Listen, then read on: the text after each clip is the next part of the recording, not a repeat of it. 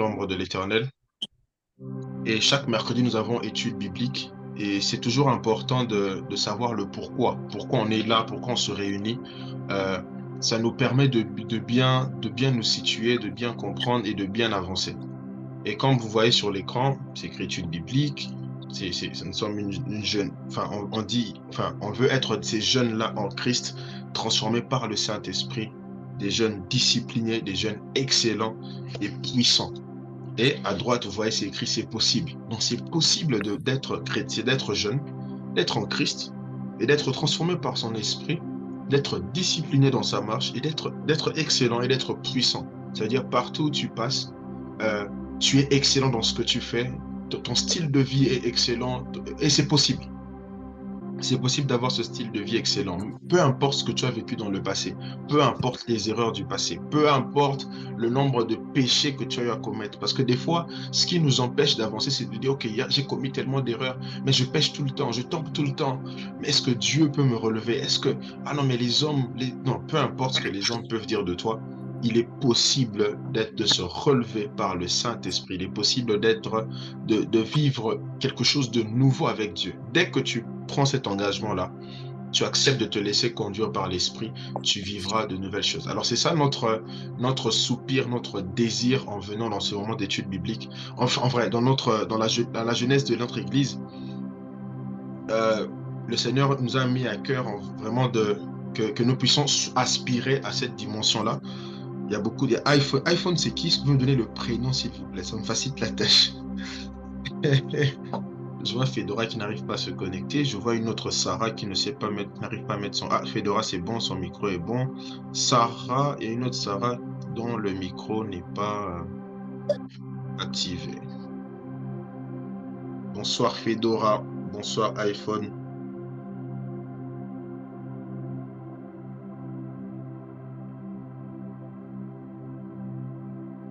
Ok, ok. Euh, Ok, donc c'est ça, c'est ce que je disais pour Benny qui est là pour la première fois, pour Gaël qui est là pour la première fois, Christine, je ne sais pas si c'est la première fois, mais en tout cas, c'est ça en fait l'idée. On veut être cette jeunesse-là en Jésus-Christ et menant une vie excellente par la grâce de Dieu. Qui veut vivre ça dans sa vie? Qui veut vivre quelque chose de nouveau? Qui est fatigué de rester au même niveau? Vous savez que, bon, ça c'est juste une introduction, vous savez que le fait de faire tout le temps la même chose, de rester au même niveau, ça devient, quand les choses deviennent par habitude, on finit par se fatiguer aussi. Ah, Ouais. Christine, c'est pas la première fois, désolé.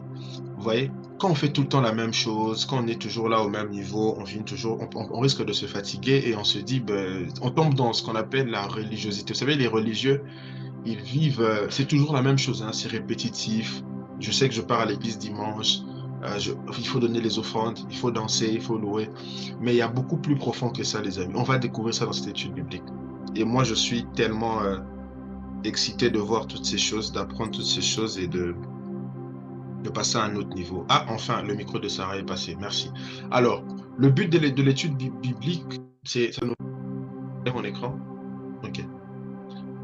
L'étude biblique, au fait, nous permet de mieux connaître Dieu au travers de sa parole afin de manifester la vie nouvelle en Jésus-Christ, comme je disais. Et ça nous permet aussi de plus connaître les Écritures, ça nous permet de manifester la lumière que nous sommes dans le monde. Et ça nous permet de mieux servir Dieu. Parce que vous voyez, la pensée de Dieu, je répète encore une fois, c'est que c'est pas qu'on se limite à aller à l'église, c'est qu'on accepte Jésus comme Seigneur et Sauveur. Au-delà de ça, c'est que nous puissions être des lumières partout où nous passons. Parce qu'en fait, la vie chrétienne ne se résume pas à être à l'église seulement. Dieu s'attend à ce que nous puissions être excellents au travail, que nous puissions être excellents partout où nous passons. Et au travers des Écritures, on découvre ensemble comment y arriver. Alors, on avait vu plusieurs chapitres. Maintenant, nous sommes au chapitre 4 qui parle du Saint-Esprit. On a vu la définition. Attendez, quelqu'un qui m'a dit qu'il n'entend pas. Euh, Est-ce Oui, t'habites oui, est-ce qu'il y a possibilité de baisser un peu le le ton piano? Ouais, ça. On t'écoute. Très bien. Pardonnez-moi. Bon, là, c'est bon, j'imagine. Ouais. Ok. Alors, on a commencé à parler du chapitre du Saint-Esprit, c'est notre quatrième chapitre. Depuis plusieurs semaines, on parle du Saint-Esprit et on a vu plusieurs points sur l'Esprit, la définition, on a parlé du fruit de l'Esprit, c'est-à-dire ce que l'Esprit produit en nous. Et on a parlé du baptême du Saint-Esprit. Ceux qui n'étaient pas, ne vous inquiétez pas en tout cas, j'aime toujours envoyer les PDF à la fin du chapitre, mais si vous voulez, je peux m'organiser pour envoyer les PDF que vous avez ratés. Alors aujourd'hui, on va parler de la communion avec le Saint-Esprit. Il y en a qui ont vu l'affiche qui était partagée, où ça disait l'importance de la communion avec le Saint-Esprit. Je vais toujours insister sur ce point. La pensée de Dieu, ce n'est pas qu'on s'arrête seulement à dire « Ok, je suis enfant de Dieu ». La pensée de Dieu est que nous puissions arriver à une dimension d'intimité avec lui. Et j'insiste pour dire que chacun de nous ici, pour toi qui m'écoutes, Dieu t'aime et il veut que tu puisses arriver à cette dimension d'intimité avec lui. Donc c'est une dimension, c'est une dimension qui est disponible pour tout enfant de Dieu. Ce n'est pas que pour les pasteurs, ce n'est pas que pour les prophètes, ce n'est pas que pour les évangélistes, ce n'est pas que pour les chantres, c'est pour tout enfant de Dieu. Le jour où tu as dit oui à Jésus, tu es devenu enfant de Dieu. Comme notre sœur Tabitha qui est là, qui nous a appris dernièrement qu'elle venait d'accepter Jésus et de se faire baptiser il y a quelques temps. Et on est tellement reconnaissant à Dieu pour cela. Alors la pensée de Dieu, comme j'ai dit, c'est qu'on puisse avoir cette intimité-là, parce qu'on est devenu enfant de Dieu. C'est Dieu est notre Père, et tout Père, le désir de tout Père, en tout cas, c'est de vivre, d'avoir une certaine intimité avec ses enfants. Et c'est ça qu'on va découvrir ensemble, parce que lorsqu'on devient, lorsqu'on manifeste, comment dire ça? Lorsqu'on vit en intimité avec Dieu, dans la communion avec Dieu, les choses se passent différemment, sur tous les plans. Et on va les voir. Alors déjà, d'entrée de jeu, j'aimerais qu'on comprenne le concept de communion. Quand on regarde le mot communion, on voit commun. Ça veut dire on fait un avec quelqu'un. Lorsqu'on parle de communion avec le Saint-Esprit, ça veut dire on fait un avec le Saint-Esprit. Ça veut dire qu'on est en accord avec la pensée du Saint-Esprit.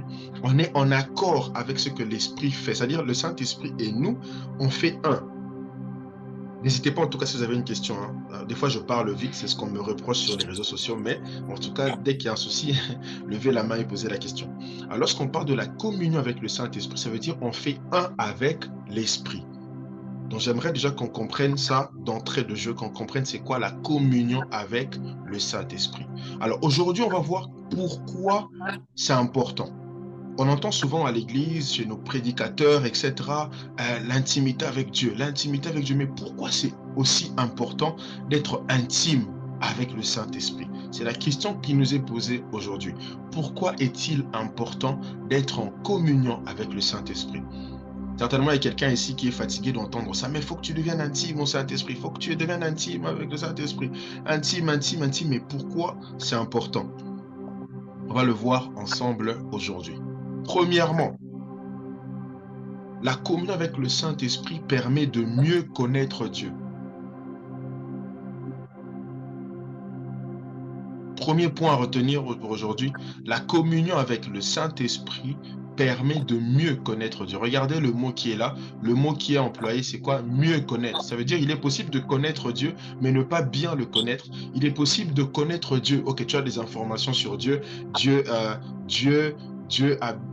est au ciel.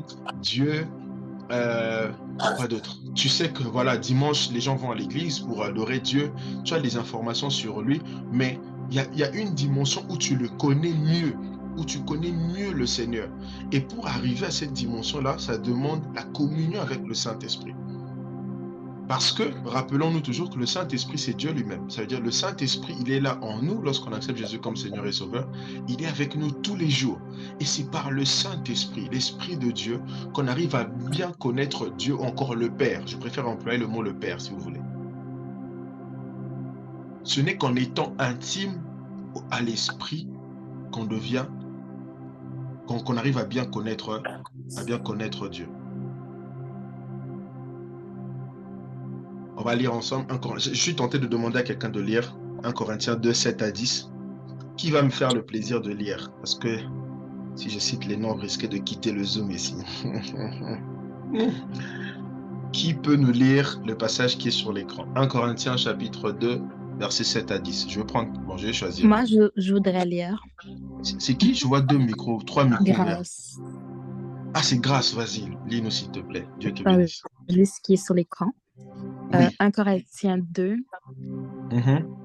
Nous prêchons la sagesse de Dieu mystérieuse et cachée que Dieu, avant les siècles, avait destinée pour notre gloire. Oui, sagesse qu'aucun des chefs de ce siècle n'a connue, car s'il l'eût connue, il n'aurait pas crucifié les seigneurs de gloire. 9. Mais comme il est écrit, ce sont des choses que l'œil n'a point vues, que l'oreille n'a point entendues et qui ne sont point montées au cœur de l'homme. Des choses que Dieu a préparées pour ceux qui l'aiment. 10. Dieu nous les a révélées par l'Esprit, car l'Esprit sonde tout, même les profondeurs de Dieu. Amen. Merci beaucoup, Grâce. Vous voyez? Alors ici, Paul est en train de nous dire que l'Esprit sonde tout, même les profondeurs de Dieu. Ça veut dire que pour connaître ce que Dieu veut pour toi, ce que Dieu veut en cette saison, il faut être un intime. Et quand on lit bien ce passage, on voit qu'il est écrit au verset 9, il est écrit, ce sont des choses que l'œil n'a point vues, que l'oreille n'a point entendues, qui ne sont point montées au cœur de l'homme. Des choses que Dieu a préparées pour ceux qui l'aiment. Vous voyez, ici la Bible ne dit pas que Dieu a préparé ces choses pour les gens que Dieu lui-même il aime. Non, c'est pour les gens qui aiment Dieu. C'est ça la différence. Et ceux qui aiment Dieu sont des intimes de Dieu. Donc il y a des choses au fait qui ne sont pas augmentées dans le cœur de l'homme. Il y a des choses que tout le monde ne peut pas comprendre. Seuls ceux qui sont dans la dimension d'intimité avec Dieu finiront par comprendre. Je ne sais pas si quelqu'un me saisit. Ça veut dire qu'il y a des informations qui sont générales pour tout le monde. Exemple, une semaine à 7 jours. Exemple, Dieu, Dieu, Dieu, Dieu mérite d'être adoré. Exemple, Jésus est venu sur la terre pour nous sauver. Il est allé à la croix. Ce sont des choses que tout le monde peut connaître. Même les gens qui ne croient pas en Jésus-Christ, forcément, ils ont une image, ils ont une idée sur cette histoire de la crucifixion. Ils ont regardé le film, peut-être au cinéma, ils ont regardé le film. Mais il y a une dimension des choses au fait que, comment je peux dire ça, Saint-Esprit, aide-moi. Mais il y a une dimension où tu accèdes à des choses que les autres ne connaissent pas. C'est ce que Paul est en train d'expliquer ici. Il y a une dimension où toi, tu as accès à des informations que le monde n'a pas. Ça veut dire lorsque toi, enfant de Dieu, tu te retrouves quelque part avec un païen, lorsqu'on te dit de parler, même pas seulement avec un païen, pas avec un païen forcément. Toi, enfant de Dieu, qui désire aller en profondeur avec l'esprit, tu te retrouves dans un endroit avec un autre enfant de Dieu qui ne va pas, qui n'a pas une certaine intimité avec Dieu. Tu vas avoir un décalage. Vous serez d'accord avec moi que même dans nos églises, même au sein du corps de Christ, on se rend compte qu'il y a des gens.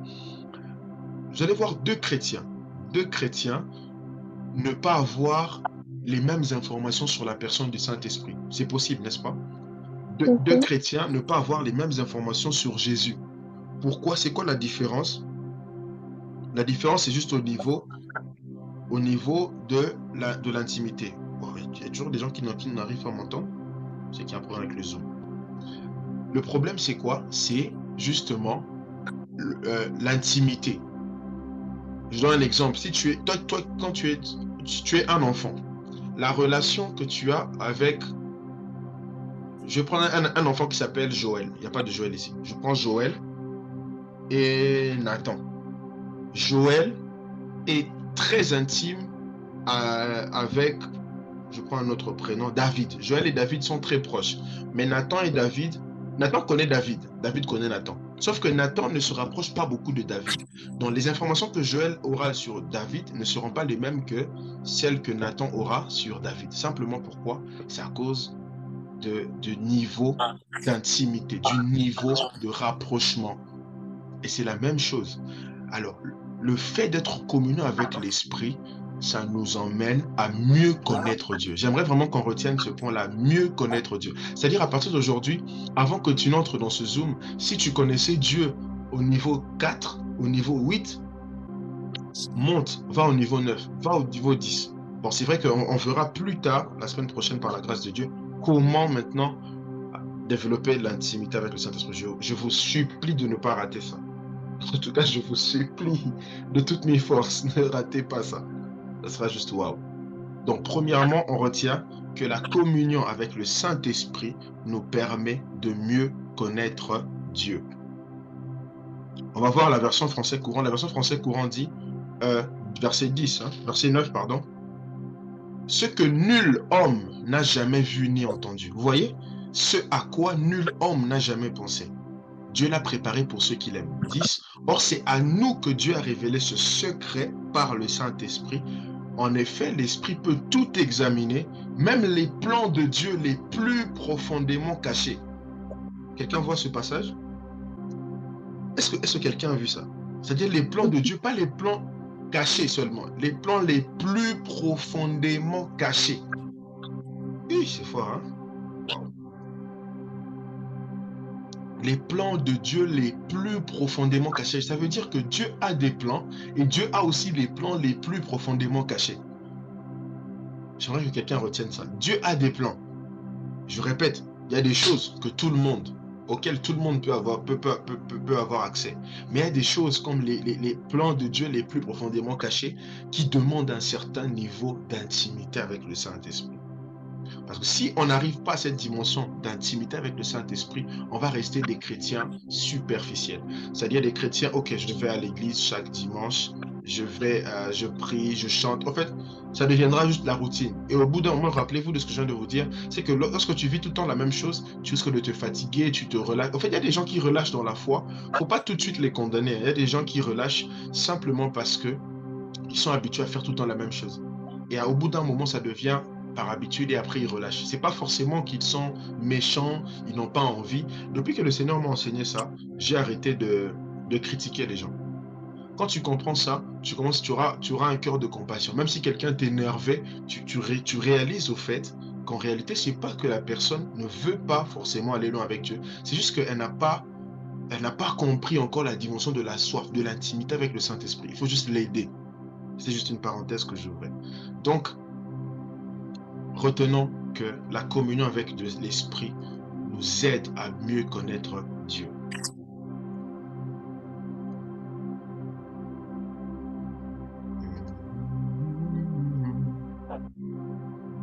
Deuxièmement, une intimité profonde avec le Saint-Esprit permet de se détacher du monde, de la chair. Une intimité profonde, ou encore une communion profonde avec le Saint-Esprit permet de se détacher des choses du monde, encore de la chair, des péchés, etc. Encore une fois, il y a des gens, en fait, ça nous arrive à nous tous, hein, de pécher, etc. Mais il y a des gens, en fait, qui traînent encore dans la vie de péché, je répète, simplement parce qu'ils n'ont pas mis en pratique l'astuce que l'apôtre Paul nous propose. L'apôtre Paul nous donne quelque chose de... Il nous propose l'astuce majeure pour se détacher de la vie de péché.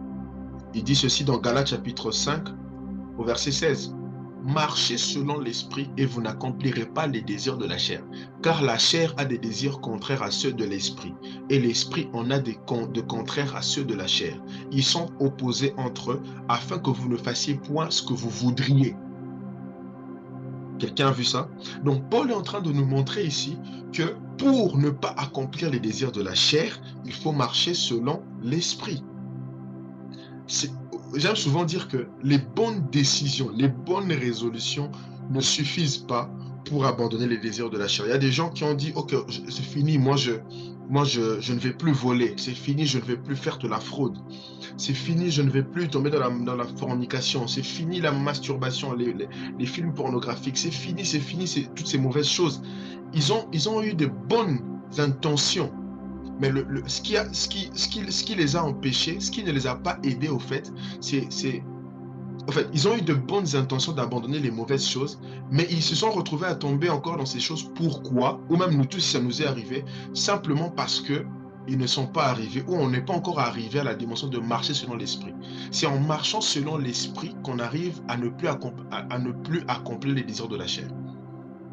Donc, en comprenant ça, on finit par saisir qu'il ne suffit pas il ne suffit pas d'avoir de bonnes intentions pour abandonner les choses de la terre, pour abandonner les choses charnelles, pour abandonner le moi. Vous savez, ici, Paul est en train de dire quoi? Afin que vous ne fassiez point ce que vous voudriez. Rappelez-vous encore au début, il y a plusieurs mois, je disais qu'un enfant de Dieu ne marche pas selon ce qu'il veut. Oh non, moi je veux, j'aime faire ça. Moi. Ici, Paul nous montre que il faut marcher selon l'esprit pour être libéré de cette forme d'ego qu'on a. Noélie, j'ai vu ta main levée, t'inquiète pas, je vais finir mon idée. Il faut marcher selon l'esprit pour ne plus tomber dans cette forme d'ego-là. Je fais ce que je veux. Et c'est très dangereux pour un enfant de Dieu de faire les choses parce qu'il veut, parce que ça lui fait plaisir. J'aime ça, je fais ça. C'est pas comme ça que ça marche. C'est l'esprit. On doit marcher selon l'esprit. Alors, lorsqu'on a une intimité profonde avec le Saint-Esprit, on arrive maintenant à se détacher des choses du monde.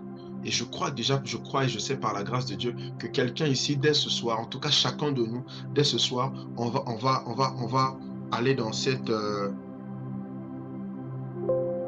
dimension-là, dans cette dimension-là avec le Saint-Esprit, cette dimension où en fait, on marche selon lui, on ne marche plus selon, ok, mes pulsions en moi, mes choix personnels, on va marcher selon l'Esprit. Donc, l'intimité avec le Saint-Esprit nous permet de se détacher des choses du monde. Si tu te posais des questions il y a quelque temps, mais comment faire pour que je me détache de ce péché-là? Vous savez, Paul a dit quelque chose dans Romains, le bien que je veux faire, je n'arrive pas à le faire, mais le mal que je ne veux pas faire, c'est ce que je me retrouve en train de faire. Il y a des gens qui ont ce genre de cri dans leur cœur. Et j'aimerais te dire, si tu es là et que tu as ce genre de cri dans ton cœur, tu fais beaucoup, tu marches, tu tombes beaucoup dans le péché, mais dans ton cœur, tu ne prends pas plaisir. Tu as envie de faire plus, tu as envie d'aimer Dieu davantage, mais tu n'y arrives pas. La bonne nouvelle que j'ai pour toi, c'est que le Saint-Esprit est disponible pour te détacher des choses du monde. C'est ce que Paul nous montre ici. Version français courant, avant que Noélie pose sa question. Paul dit quoi? Voici donc ce que j'ai à vous dire. Laissez le Saint-Esprit diriger votre vie et vous n'obéirez plus aux désirs de votre propre nature. Tu vois, ici Paul est en train de montrer que vous obéissez déjà au désir de votre nature. Mais il dit, si vous décidez d'entrer dans le véhicule du Saint-Esprit, je prends ça comme ça, si vous décidez d'entrer dans le métro du Saint-Esprit, vous n'allez plus obéir au désir de votre propre nature. Car notre nature a des désirs contraires à ceux de l'esprit. Et l'esprit a des désirs contraires à ceux de notre nature. Ils sont complètement opposés l'un à l'autre, de sorte que vous ne pouvez pas faire ce que vous voudriez. Voilà. Quelqu'un a saisi, je vois deux mains levées. Je vais commencer avec Noélie. Après, je prends notre frère Béni. Je suis content, tu es là pour la première fois et tu as une question. C'est très bien, tu lèves la main, c'est cool. Noélie, t'avais ta main levée. En fait, j'ai pas une question, c'est juste qu'il y a quelqu'un qui entend pas. Il voit juste les PowerPoint que vous avez mis, mais il entend pas depuis tantôt. C'est qui? C'est quelqu'un que j'ai invité, du coup, il m'a écrit qu'il entend pas. Ah bon? Oui, Il est connecté avec le téléphone. je pense que oui. C'est quoi le nom de la personne? Euh, attendez, c'est Ortiz. Ortiz est là. Bonsoir, Ortiz. Ok. Euh, tu peux m'envoyer, tu peux m'envoyer son numéro de téléphone, s'il te plaît. Il ou elle, bon, c'est un garçon. Tu peux lui, Oui, je t'envoie, je mets le numéro de, il est à Montréal, au Canada. oui. Ok, je mets le numéro de téléphone pour l'appel normal. Comme ça, la personne, il pourra nous appeler. Fallait me dire depuis longtemps. Parce que je lui ai envoyé le lien sur WhatsApp, il a cliqué, mais je sais pas comment ça se fait qu'il entend pas. Est-ce que son volume est au maximum avec son téléphone? Je Tu as crois le qu'il Je faut numéro. qu'il sais pas. active son numéro, son micro en bas dans Zoom. Faut qu'elle Non, active le micro en bas. pourtant, je suis en train de voir ici que. Les micros. Oui, ma question, c'était que, vous voyez, Hmm, vous avez dit que pour pouvoir arrêter de faire certains péchés que notre esprit nous amène, que notre nature de péché nous amène à conduire, faut avoir une intimité avec le Saint-Esprit. Même ma question, c'est genre, qu'est-ce qu'on peut faire pour avoir plus d'intimité avec le Saint-Esprit dans la vie de tous les jours? Très bonne question. Mais comme je disais tout à l'heure, je suis tenté de te dire, on va voir ça la semaine prochaine, mais j'aime toujours répondre quand quelqu'un me pose la question parce que on ne sait jamais. Béni. Ok, bon, je vais te répondre. Euh, je prends les questions des autres et puis à la fin, comme ça, à la fin, en dehors de l'enregistrement, ça va me faciliter la tâche, je vais répondre à ta question. Si je garde ta question. Parfait. Comment faire pour avoir cette intimité avec le Saint-Esprit? Qui d'autre? J'ai vu la main de Tabitha. Bon, Tabitha Niemba, parce que l'autre Tabitha avait aussi levé la main. Mais moi, c'était la même question, en fait. Ah oui, ok. Ouais, moi aussi, je pense que c'est la même question. Ok, y a pas de souci. Je vais répondre à la fin alors. J'ai terminé ça. Ok, ça marche. Alors, j'étais en train, comme on disait tout à l'heure, voilà. Le deuxième point qu'on a retenu, c'est que une intimité profonde avec le Saint-Esprit, ça nous permet de nous détacher des choses du monde. Bonsoir, Tegra. Bonsoir. J'espère que tu vas bien, tes gosses. Ah, je vais bien, merci. Et toi? Très bien aussi, bon. Partage le lien aux autres. Les autres, s'il te plaît. Envoie D'accord. le lien aux autres. Super. Donc, l'intimité avec le Saint-Esprit, deuxième point qu'on a retenu aujourd'hui. Bonsoir Léla, que Dieu te bénisse. C'est que l'intimité profonde avec le Saint-Esprit nous permet de nous détacher des choses du monde. Premier point, on avait vu, ça nous permet de mieux connaître Dieu. Si tu veux mieux connaître Dieu, il faut aller dans la dimension d'intimité avec Dieu. Celui qui est intime de Dieu. Quand je parle de ces choses, c'est tellement passionnant, les amis, pardonnez-moi. Comprenez mon émotion. C'est juste extraordinaire d'expérimenter cette dimension avec Dieu. Troisième point, ça je vais répondre aux questions. Le Saint-Esprit nous aide à bien prier. Vous avez vu, j'ai encore une fois écrit bien prier. Pas juste prier, mais bien prier. Regardez ce que l'apôtre Paul est en train de nous dire dans Romains chapitre 8. De même aussi, l'Esprit nous aide dans notre faiblesse, car nous ne savons pas ce qu'il nous convient de demander dans nos prières. Mais l'Esprit lui-même intercède par des soupirs inexprimables. Vous voyez, Paul est en train de nous dire ici, nous ne savons pas ce qu'il nous convient de demander dans nos prières. Ça veut dire toutes les fois où tu vas prier, lorsque tu pries juste, ok, je vais prier, en réalité, tu ne sais pas ce qu'il te faut. Qu'est-ce que tu dois demander? Qu'est-ce que tu dois demander dans la prière? Donc, ça nous montre que tu ne te lèves pas juste un bon matin, tu parles en désordre à Dieu. Ça ne se passe pas comme ça. Paul dit, en réalité, tel que nous sommes là, même si tu es archibishop, archipape, archi je ne sais qui, tu ne sais pas ce qu'il te convient de demander dans la prière. Oui, j'ai une question. Vas-y, Christopher. Ouais, mais admettons, mais pour savoir que le Saint-Esprit prie à travers toi, c'est juste parler en langue. Hein. Bonne question. Donc, attends, donc non, on pas bien, on ne doit pas prier, c'est juste comme le Saint-Esprit qui doit prier pour nous, comme prier à travers nous. Très bonne question. Ça aussi, je réponds à ça à la fin. Comme ça, je vais finir. Très bonne question. Ouais, ça te pousse à rester jusqu'à la fin, justement. C'est ça la stratégie. Tu n'as pas compris, hein? Donc, tel que nous sommes là, nous ne savons pas ce qu'il convient de demander dans la prière. C'est ce que Paul est en train de nous dire ici. Version français courant dit, de même, l'Esprit Saint aussi nous vient en aide parce que nous sommes faibles. En effet, nous ne savons pas prier comme il faut. J'aime trop cette version. Mais l'Esprit lui-même prie Dieu en notre faveur avec des supplications qu'aucune parole ne peut exprimer. Paul va encore plus loin. Dans Éphésiens chapitre 6, je pense que c'est un passage qu'on a eu à lire dans mon église il y a quelque temps. Éphésiens chapitre 6, oh j'ai perdu le truc, il est parti où? Oh là là. Éphésiens chapitre 6, je ne retrouve pas mes notes, mais la Bible dit, ceci je vais vous le dire, la Bible dit, faites en tout temps par l'Esprit toutes sortes de prières. Faites en tout temps par l'Esprit toutes sortes de prières. C'est ce que Paul est en train de dire. Ça veut dire que Paul nous... Pardon? C'est avec les biens. Ah, ok, c'est bon, c'est bon. Éphésiens 6, 18. Faites en tout temps par l'esprit toutes sortes de prières et de supplications. Veillez à cela avec une entière persévérance et priez pour tous les saints. Ça veut dire, à chaque fois que tu pries, à chaque fois que je prie, cela doit être fait par l'esprit. Ça fait réfléchir, hein. Retenons aujourd'hui que nous ne savons pas ce qu'il nous convient de demander dans la prière. Nous devons toujours prier par l'esprit. Ça, c'est différent de prier en esprit. Prier en esprit, c'est prier en langue. Okay? Ça, comme j'avais dit, on parlera du parler en langue plus tard.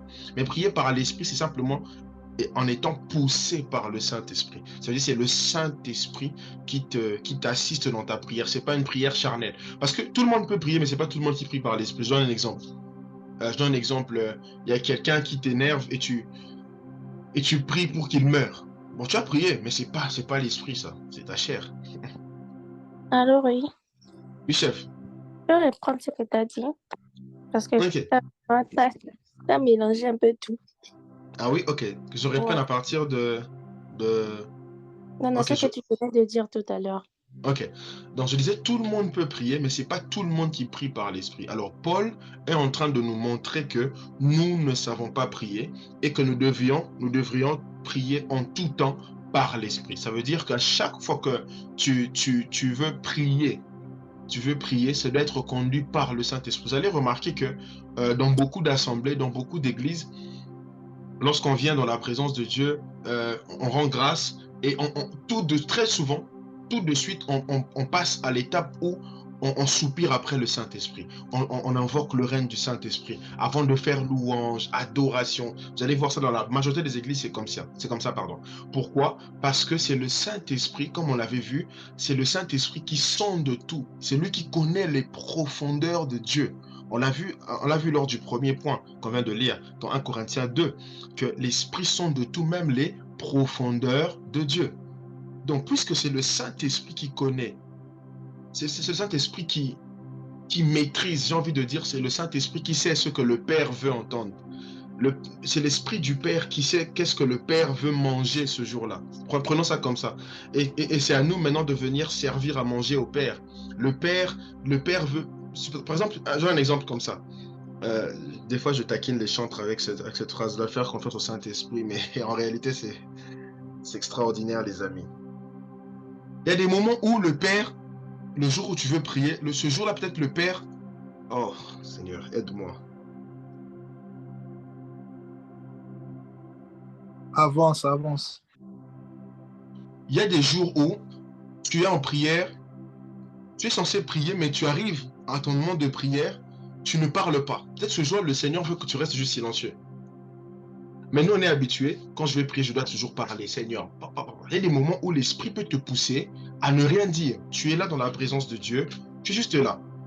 Tu es juste là, tu ne parles pas, tu contemples, et c'est lui qui te parle. Parce que l'Esprit sait exactement ce que le Père veut pour ce moment précis de prière. J'ai juste un commentaire à dire. Vas-y, Tabitha. Quand tu as dit que, comme des fois, ça peut t'arriver que tu es juste là et tu as l'impression que... Ça m'est arrivé une fois. Je suis juste assise pendant mes moments de prière et j'ai fermé les yeux, puis je disais rien, mais j'ai senti que j'étais en train de prier, mais il y avait comme rien qui sortait de ma bouche. Voilà. Puis mes yeux coulaient toutes seules. C'est comme si j'étais en train de pleurer, mais je savais pas pourquoi. Voilà. Il y avait rien qui sortait, en fait. Puis je Voilà. priais. Voilà. Rien sortait de ta bouche, mais laisse-moi te dire que ton esprit est en prière. Voilà pourquoi tout à l'heure on a vu l'apôtre Paul en train de dire que l'esprit intercède en nous par des soupirs inexprimables, c'est-à-dire des soupirs que ta bouche ne peut pas sortir. Mais en réalité, ton esprit est en train de prier. J'aime souvent dire à mes proches, je dis tout le temps que moi, quand je dors, c'est mon corps qui dort, mais mon esprit ne dort pas. Mon corps peut dormir, mais mon esprit est toujours en éveil. Vous voyez? Alors, quand on arrive à avoir cette intimité avec... J'espère que Béni est toujours là pour que je réponde à sa question. Béni est là? Ah, Oui, il est je suis là. là. Merci. Vous voyez, il y a des dimensions où, par exemple, ce jour-là, le Seigneur, tout ce qu'il veut entendre de toi, c'est que tu dises seulement bonjour. Que tu dises seulement bonjour, bonjour Saint-Esprit. le matin, bonjour Saint-Esprit. C'est tout ce que le Père veut entendre. Il y a des moments où ce que Dieu veut entendre, c'est pas que tu multiplies des paroles, je ne sais comment. Il veut juste que tu sois là. Dans sa présence, tu ne parles pas. Tu es juste là. Des fois, je vous partage mes témoignages ici. Je dis, il y a des jours où je suis là juste avec le piano qui joue. Je suis juste là, les yeux fermés. J'éteins toutes les lumières. Je suis juste là, allongé. Il y a le piano qui joue. Et l'esprit m'enseigne comme ça. L'esprit me parle. Parce qu'en fait, en réalité, les amis, la prière, il ne s'agit pas de parler à Dieu seulement. La prière, au fait, c'est la communion avec Dieu, mais c'est une forme de communication. Dans la prière, Dieu te parle aussi. Parce que des fois, nous parlons beaucoup à Dieu, mais est-ce que Dieu nous parle? Est-ce qu'on laisse à Dieu le temps de nous parler? Tout ça, on arrive à cette dimension-là lorsqu'on laisse l'esprit diriger le moment de prière. En vérité, c'est pas toi qui organise le temps de prière, c'est le Saint-Esprit qui organise le moment de prière. Ça m'amène maintenant à répondre à la question de Béni. Comment Mais, arriver... Caroline, Vas-y, s'il te plaît, vas-y Christopher. question. Admettons, t'as dit, j'ai entendu comme, j'ai vu les commentaires Est-ce avec que madame, Naoja est là? Fais signe si tu es là, chef. Vas-y Christopher. et j'ai vu les commentaires avec madame, il a dit comme la prière, c'est pas monologue. Ok, là c'est la vérité, mais j'ai une question. Admettons, il y a comme une personne qui s'est convertie au christianisme, puis c'est la première fois pour lui de prier. Mhm. Puis est-ce que comme Dieu peut lui parler ou comme pendant la prière ou c'est comment? Bonne question. Dieu peut parler à tout le monde, hein.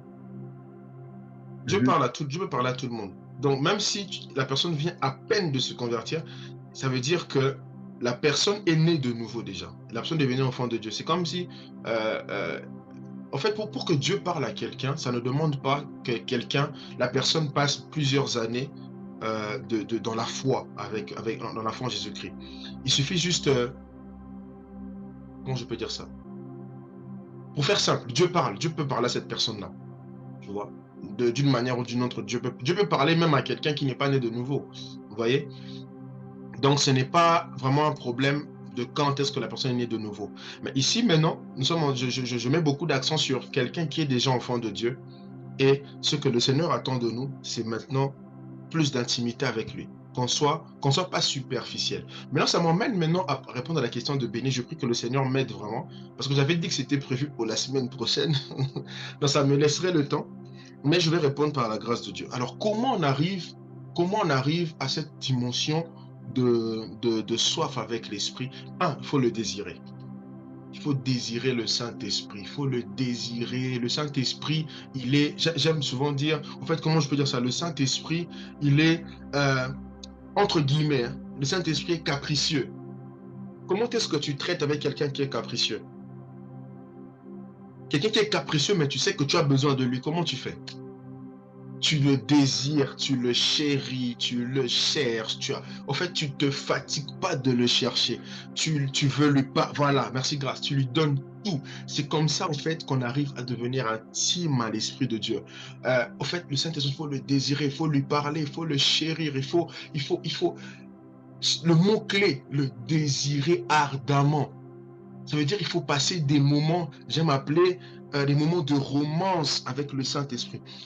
De la même manière que les mariés, les fiancés, tout ça ont des moments de romance, c'est-à-dire des moments deux à deux. Et des moments où les mariés ne sont qu'à deux. Même quand ils ont des enfants, ils ont des moments où les enfants ne sont pas là. Ils sont face à face, l'un face à l'autre pour parler. Ils se parlent, ils se disent de belles paroles. Et c'est comme ça avec le Saint-Esprit. Il n'y a pas un autre secret que celui-là. Il faut commencer par le désirer. Parce que retenons ça, hein, le Saint-Esprit, il est capricieux.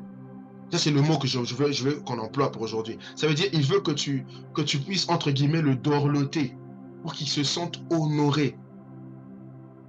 Il y a tellement de choses à dire sur le Saint-Esprit. Oh Seigneur. C'est comme ça qu'on arrive, au fait, à développer cette intimité. C'est comme ça qu'on arrive à devenir intime avec le Saint-Esprit. Ça veut dire qu'il faut devenir un passionné. Ça veut dire que ton cœur soit tourné vers lui. Oh, je salue Emmanuel qui passe à Kevin Lissanga. Que Dieu vous bénisse, les gars. C'est-à-dire qu'il faut arriver à cette dimension où c'est lui, tu fais de lui ta priorité. Tu fais de lui ta priorité. Tu fais de lui ton obsession. Tu fais de lui, au fait, l'objet de tes moments de prière. C'est-à-dire, quand je vais prier, c'est pour chercher Dieu. C'est pour le rencontrer lui d'abord. Ce n'est pas... Rappelez-vous, je l'ai dit il y a quelques semaines, quelques mois, je disais, des fois, ce qui fait qu'on ne grandisse pas dans l'intimité avec Dieu, c'est que c'est aussi, le problème, c'est au fait, on n'a pas la bonne cible lorsqu'on va prier. Lorsque tu vas prier et que ta cible n'est pas Dieu, tu vas obtenir ce que tu vas... En vérité, tu obtiens ce que tu cherches. Exemple, il y a des gens, lorsqu'ils viennent à Christ, ils vont à l'église, ils vont pour rechercher le mariage. Dieu, il est bon, tu es son enfant. Il va te donner le mariage. Mais tu vas manquer en termes d'intimité avec lui. Parce que ce que tu as recherché, il t'a donné, parce qu'il est ton Père. Tout ce que tu demandes, il te donne. Mais quand tu vas lui demander, quand tu vas dans ta prière et tu dis, Seigneur, ce que je viens te demander, toi. Ça veut dire, dans mon moment de prière, je suis en retraite de 3 jours, je ne viens pas prier pour tuer les sorciers de ma famille, je ne viens pas prier pour demander une nouvelle promotion au travail, je ne viens pas prier pour demander l'argent, le mariage, mais c'est toi que je viens chercher. Je vous assure, mes bien-aimés, c'est enregistré ce que je vous dis. Si tu fais ça, même dans les 2 jours qui viennent, je vous assure, les gars, vous pouvez enregistrer ce que je vous dis. Vous allez voir la différence. Ce que je vous partage, c'est du vécu. Ce que je vous partage, les amis, c'est une chose que le Seigneur m'a accordé la grâce de vivre. Je me rappelle, c'est un témoignage. J'étais le genre de chrétien qui je priais beaucoup pour mes affaires. Seigneur, mes études, je fais de longues études. Seigneur, mes études, je veux me marier à tel âge. Je mettais beaucoup d'accent sur moi. Et le Seigneur m'a fait grâce de comprendre que si j'ai fait des prières égoïstes.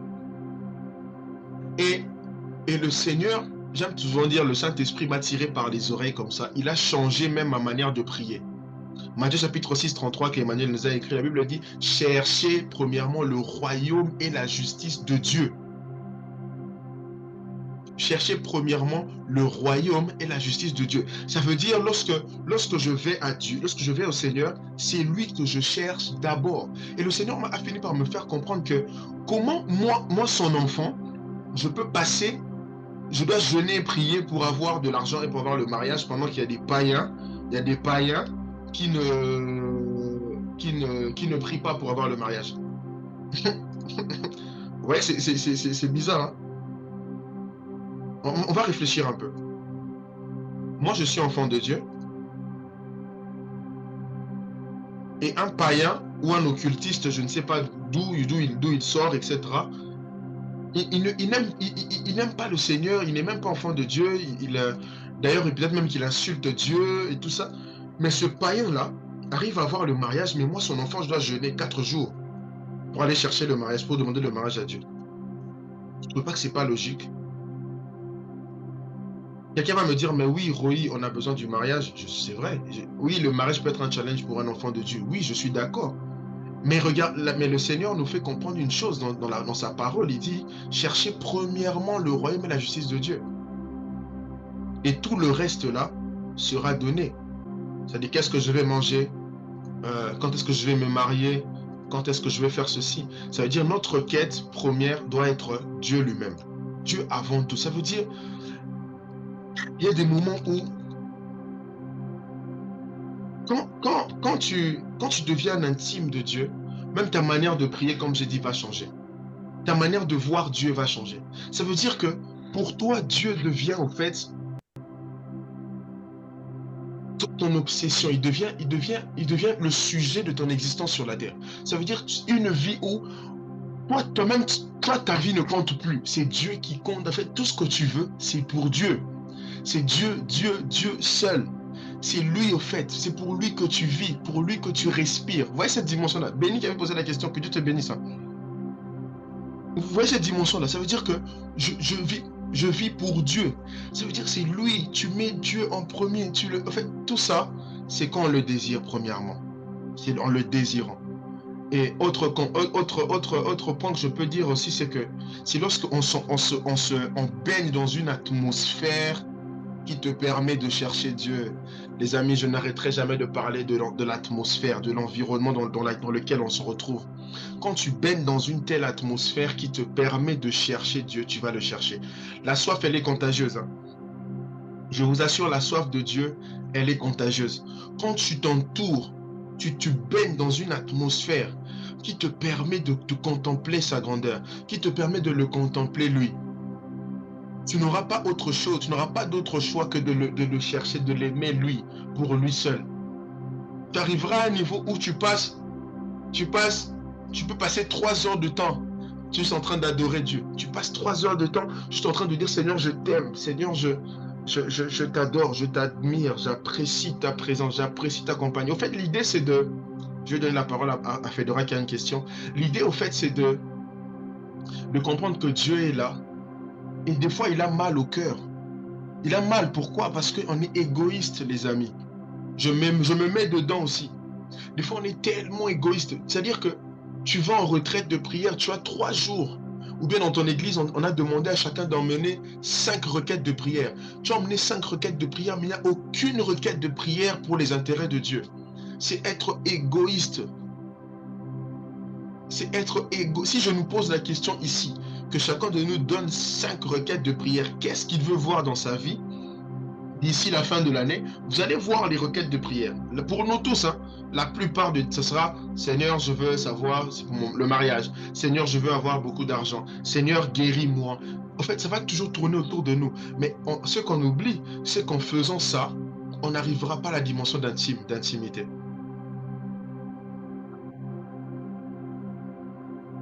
Une dernière question pour vous. Comment est-ce que tu réagirais?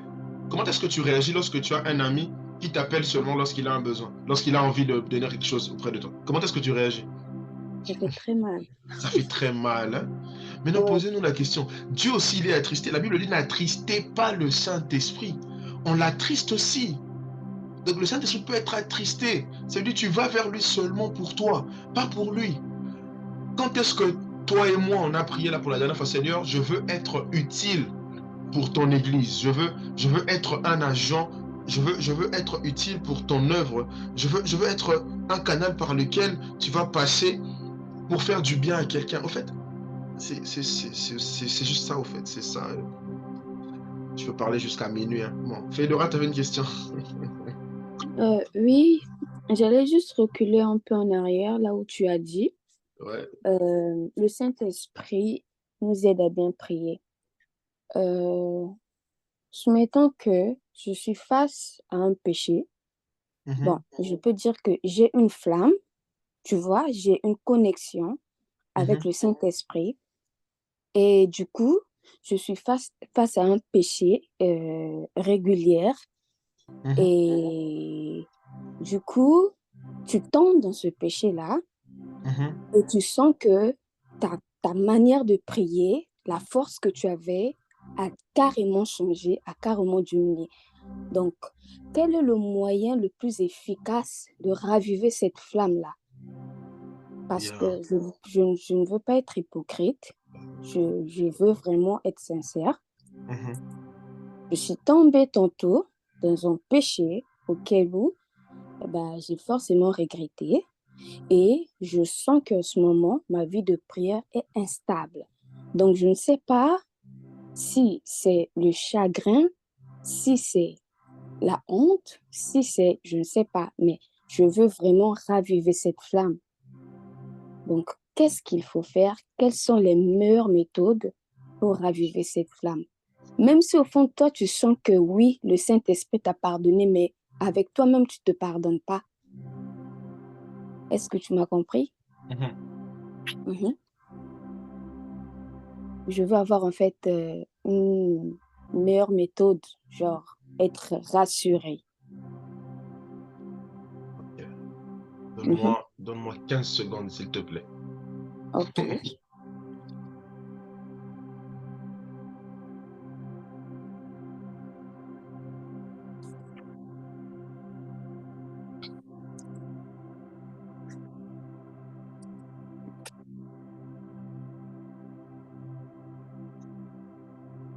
Super. Très bonne question. Merci beaucoup, Fedora, pour la question. Au fait, ce que notre sœur vient de dire, c'est que c'est quelque chose qui peut arriver à nous tous. Moi-même, ça m'est arrivé à plusieurs reprises. J'ai donné mon témoignage ici. Pour ceux qui ont l'habitude de se connecter tous les mercredis, ils ont écouté mon témoignage. J'ai dit, moi, il m'est arrivé de rétrograder. J'avais accepté Jésus comme Seigneur et Sauveur et j'ai rétrogradé. C'est pas que je suis tombé une fois, non. J'ai rétrogradé vraiment, vraiment très bas. Vraiment dans les choses du monde très sales. Et même quand j'y pense, ça me rappelle deux choses. Un, Dieu est amour parce qu'il n'a pas permis que je meure dans cet état. Deuxièmement, ça me rend humble quand je regarde mon prochain qui tombe et qui vit dans le péché. Ce que j'aimerais dire pour quelqu'un qui se retrouve dans ce genre de situation, premièrement, ma sœur Fedora, c'est que Jésus t'aime, Dieu t'aime. Ça, en fait, il ne faut jamais oublier ça. Et je comprends, lorsqu'on est tombé dans le péché, peu importe le péché, il y a cette forme de culpabilité-là qui remonte. Ah, mais j'avais décidé d'abandonner ça, mais comment moi, enfant de Dieu, je suis tombé? Ce que j'aimerais dire, c'est quoi? La Bible dit ceci, 7 fois le juste tombe et il se relève. Proverbe 24, 16. Proverbe 24, 16, la Bible dit, 7 fois le juste tombe et il se relève. Lorsqu'on lit ce passage, la Bible ne nous dit pas que lorsque le juste tombe, il perd sa qualité de juste. La Bible dit, le juste tombe, il se relève. Ça veut dire que quand il se relève, il garde son identité de juste. Ça veut dire devant Dieu, même si tu tombes, je n'encourage pas le péché. Attention, jamais de la vie, je n'encouragerai le péché. Mais ce que je veux dire, c'est quoi? Même si tu es tombé 45 000 fois, déjà, devant Dieu, tu as toujours la même identité de son enfant, de sa fille, de son fils. Tu es juste. Maintenant, le travail à faire maintenant, c'est quoi? C'est de parler à cette voix-là qui vient te faire croire. Chef, c'est Proverbe 24, 16. Ah, Naoja, tu es là. Ça veut dire que tu es là. J'aime beaucoup taquiner Naoja.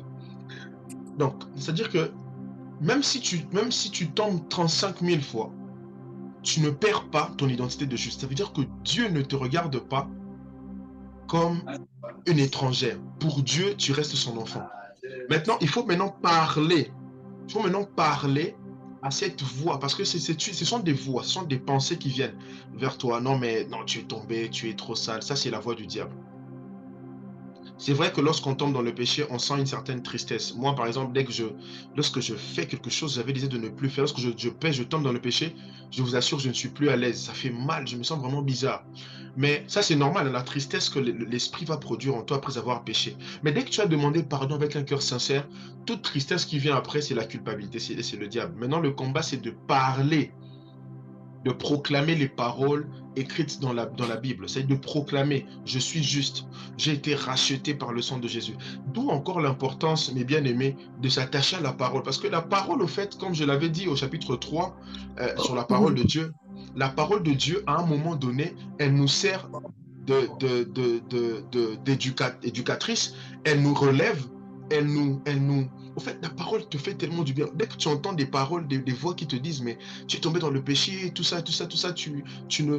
Des fois, moi, je donne mon exemple, hein, je vous le dis avec à cœur ouvert. Moi, je me suis retrouvé à faire des choses que j'avais dit je ne pouvais plus, je ne pouvais plus refaire étant enfant de Dieu. Et après ça, j'avais envie de quitter tous les réseaux. J'avais envie de...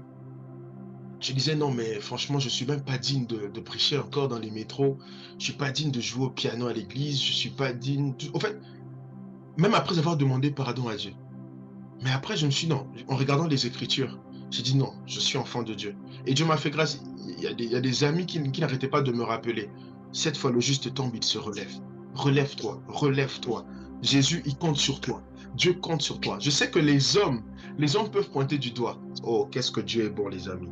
Dieu est bon. C'est-à-dire que les hommes, lorsqu'ils apprennent que tu es tombé dans le péché, nous les hommes, nous, moi y compris, on va te critiquer, on va te mépriser, on va te jeter, moi je vais te jeter la pierre, le premier. On va te jeter la pierre. Mais regardez ce que, or Dieu, il fait pas ça. Tout ce que Dieu te dit, c'est quoi? Va et ne pêche plus, de peur qu'il t'arrive quelque chose de pire. Va et ne pêche plus, comme il a dit à la femme, attrapée en flagrant délit d'adultère. Va et ne pêche plus. Tout ce que Jésus te dit, c'est quoi? Relève-toi ma fille, relève-toi mon fils, va et ne pêche plus. Dieu, il est tellement bon. Son amour est immense. Des fois, les gens pensent que lorsqu'on parle de l'amour de Dieu, on encourage les gens à pécher. Pas du tout. Au contraire, plus tu t'attaches à l'amour de Dieu, plus tu as la révélation de qui il est pour toi. Et ça te permet maintenant de vivre une vie de sanctification comme il se doit. Donc, ce que je vais dire, j'ai dit beaucoup de choses, hein, mais retiens que Dieu t'aime. Et il t'accorde, il t'aime tellement qu'il a permis que tu te connectes aujourd'hui. C'est tellement magnifique. Hein. Il t'aime tellement qu'il a voulu que tu te connectes aujourd'hui. Et il te rappelle qu'il t'aime, il veut que tu te relèves. Il compte sur toi. Il a mis des choses en toi et il veut que tu puisses... Peut-être que tu n'es pas la seule à vivre ça. Peut-être que nous tous ici on vit dans ça. Mais tout ce que le Seigneur nous dit aujourd'hui, c'est quoi? Je vous aime. Il nous dit qu'il nous aime. Et il veut qu'on se détache de ces choses du monde. Et comment se détacher justement? C'est en désirant le Saint-Esprit, comme j'ai dit. Quand cette flamme-là est partie, désire, parle-lui. J'aime souvent dire, il y en a parmi nous, si je ne vais pas citer les noms, j'ai eu à discuter avec eux en privé à plusieurs reprises, j'ai toujours dit, des fois on est trop grand devant Dieu. Je m'explique. Quand on va dans la présence de Dieu, il faut être vraiment vulnérable. C'est-à-dire que tu reconnais que tu es faible. Tu dis, Seigneur, franchement, je n'arrive pas à abandonner ça. Et si tu ne m'accordes pas la grâce, je vais encore tomber. Seigneur, tu sais que je suis faible. Papa, je suis ton enfant, je viens vers toi. Tu sais. Tu vas me dire, mais Dieu sait pourquoi je dois encore lui dire. Non, il veut que ça vienne de toi, justement. Tu lui dis clairement, Père, je n'arrive pas à arrêter le vol. Père, je n'arrive pas à arrêter avec le mensonge. Seigneur, c'est-à-dire, sois vulnérable dans sa présence. S'il faut. Moi ça m'arrive, hein, moi, ça m'arrive de... Bon, je vous partage beaucoup de secrets. Hein. Ça m'arrive de m'asseoir par terre. Je me suis par terre là, assis comme ça. Je parle à Dieu. Seigneur, j'en peux plus. Seigneur, j'en peux plus. Seigneur, vraiment, j'en peux plus. Et tu sens, là, tu sens les larmes de ton corps, ça coule. Et tu dis, Seigneur, je n'arrive pas. Papa, je n'arrive pas. D'ailleurs, quand tu vas là-bas, ne dis pas Seigneur, dis Papa. Parle-lui comme ton Père. Tu dis, Père, vraiment, je n'arrive pas. Je veux que tu me relèves, cher Saint-Esprit. Relève-moi. Tout part, c'est juste le désir. Plus tu le désires comme ça, tu vas voir, il va te relever. Et connecte-toi avec des gens qui vont t'aider à aimer le Seigneur. Parce que très souvent, j'ai appris qu'à cause du péché, on veut s'éloigner. On s'éloigne beaucoup, hein, à cause du péché. Quand on est tombé dans le péché, des fois, on veut s'éloigner des gens. C'est un peu l'attitude de Adam et Ève dans le jardin. Ils se sont isolés. Et ça, c'est une stratégie vraiment du diable, les amis. Même si tu as commis le péché, il n'y a pas de plus grand péché, petit péché, mais il ne faut jamais s'isoler. En fait, le diable, il est bizarre, les gars. La Bible dit, le voleur ne vient que pour dérober, égorger et détruire. Avant que le diable puisse te détruire, la première des choses qu'il va faire, c'est de te dérober, de te déconnecter d'une atmosphère qui te permet de croître, d'aimer le Seigneur. Tu vois, il va te dire, ah non, mais les gens vont te regarder bizarrement. Ça, c'est le diable. Faut aller. Désolée. J'ai Oui, juste un vas-y, petit Tabitha. message à dire, comme malgré tout, qu'est-ce qu'on peut faire, sérieusement, c'est vraiment un témoignage. Ne jamais s'isoler. Parce que moi, Très bien. j'ai eu beaucoup de Il parle, culpabilité, beaucoup de... Je me sentais tellement mal que je me suis éloignée de tout le monde. Je me suis enfermée comme chez moi. J'étais tout le temps dans le noir. Et je peux vous jurer que j'ai senti l'esprit de mort comme ça. Tu vois? Comme c'était vraiment... Comment je peux dire ça? J'ai eu la chance qu'en ce moment-là, je rencontrais des frères en Christ et tout, mais je sentais vraiment que j'étais en train de partir. Je sentais mon physique, en fait, comme si mon corps était en train de me lâcher. C'est vraiment pas bon de s'isoler. Parce que c'est là, en fait, quand les diables voient que tu es toute seule, c'est plus facile pour lui comme de te prendre. De te taper comme il se doit. Merci beaucoup, Tabitha, pour ce témoignage. Vous voyez, les amis, donc ça, c'est un réflexe normal de vouloir s'éloigner. C'est humain, mais ça ne vient pas de Dieu. La pensée de Dieu est que quand on tombe, qu'on puisse se relever, qu'on puisse demeurer dans la communion avec des frères et sœurs. Il y a un adage au Congo, je vais le dire en français, qui dit, quand il y a plusieurs morceaux de bois, il y a le feu. Mais dès qu'un seul morceau de bois se déconnecte de ce groupe de bois ayant le feu, qu'est-ce qui se passe? Ce morceau de bois-là perd le feu. C'est la même chose. Je vous garantis, je ne connais pas... En fait, c'est pas possible d'aller loin avec Dieu en étant isolé. Ça n'existe pas. Ça n'existe pas possible. faut toujours demeurer dans la communion avec les frères et sœurs. Si tu es dans un endroit où il n'y a pas d'église, ça se comprend, tu peux être connecté même en ligne comme ça, là. C'est-à-dire ça te fortifie, ça te donne je partage toujours mon témoignage, c'est beaucoup plus simple de partager ce qu'on vit. Moi, ce qui m'aide beaucoup dans ma foi, c'est le fait d'être dans cette atmosphère-là de la parole. Mon petit frère, il est là, il peut témoigner. Je dis toujours de lundi au dimanche, je ne peux pas passer toute une semaine sans écouter une prédication, sans entendre parler de Jésus même une fois. Parce que entendre parler de Jésus, ça peut ranimer le feu qui était en toi et tu vas vivre un nouveau départ. Donc, c'est ça ce que je voulais te partager, Fedora. Jésus t'aime. Et puis, je t'attends dimanche à l'église. Donc, vendredi à la prière et puis dimanche à l'église. Sinon, tu vas voir. Ok, Prochaine merci. question. Oh, désolé, Tabitha.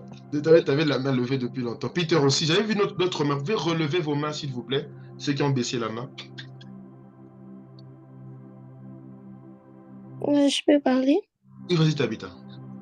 Ouais, je voulais juste ajouter quelque chose à propos de ce qu'a dit Fedora. Euh, aïe, je vais reformuler ma phrase. Avance.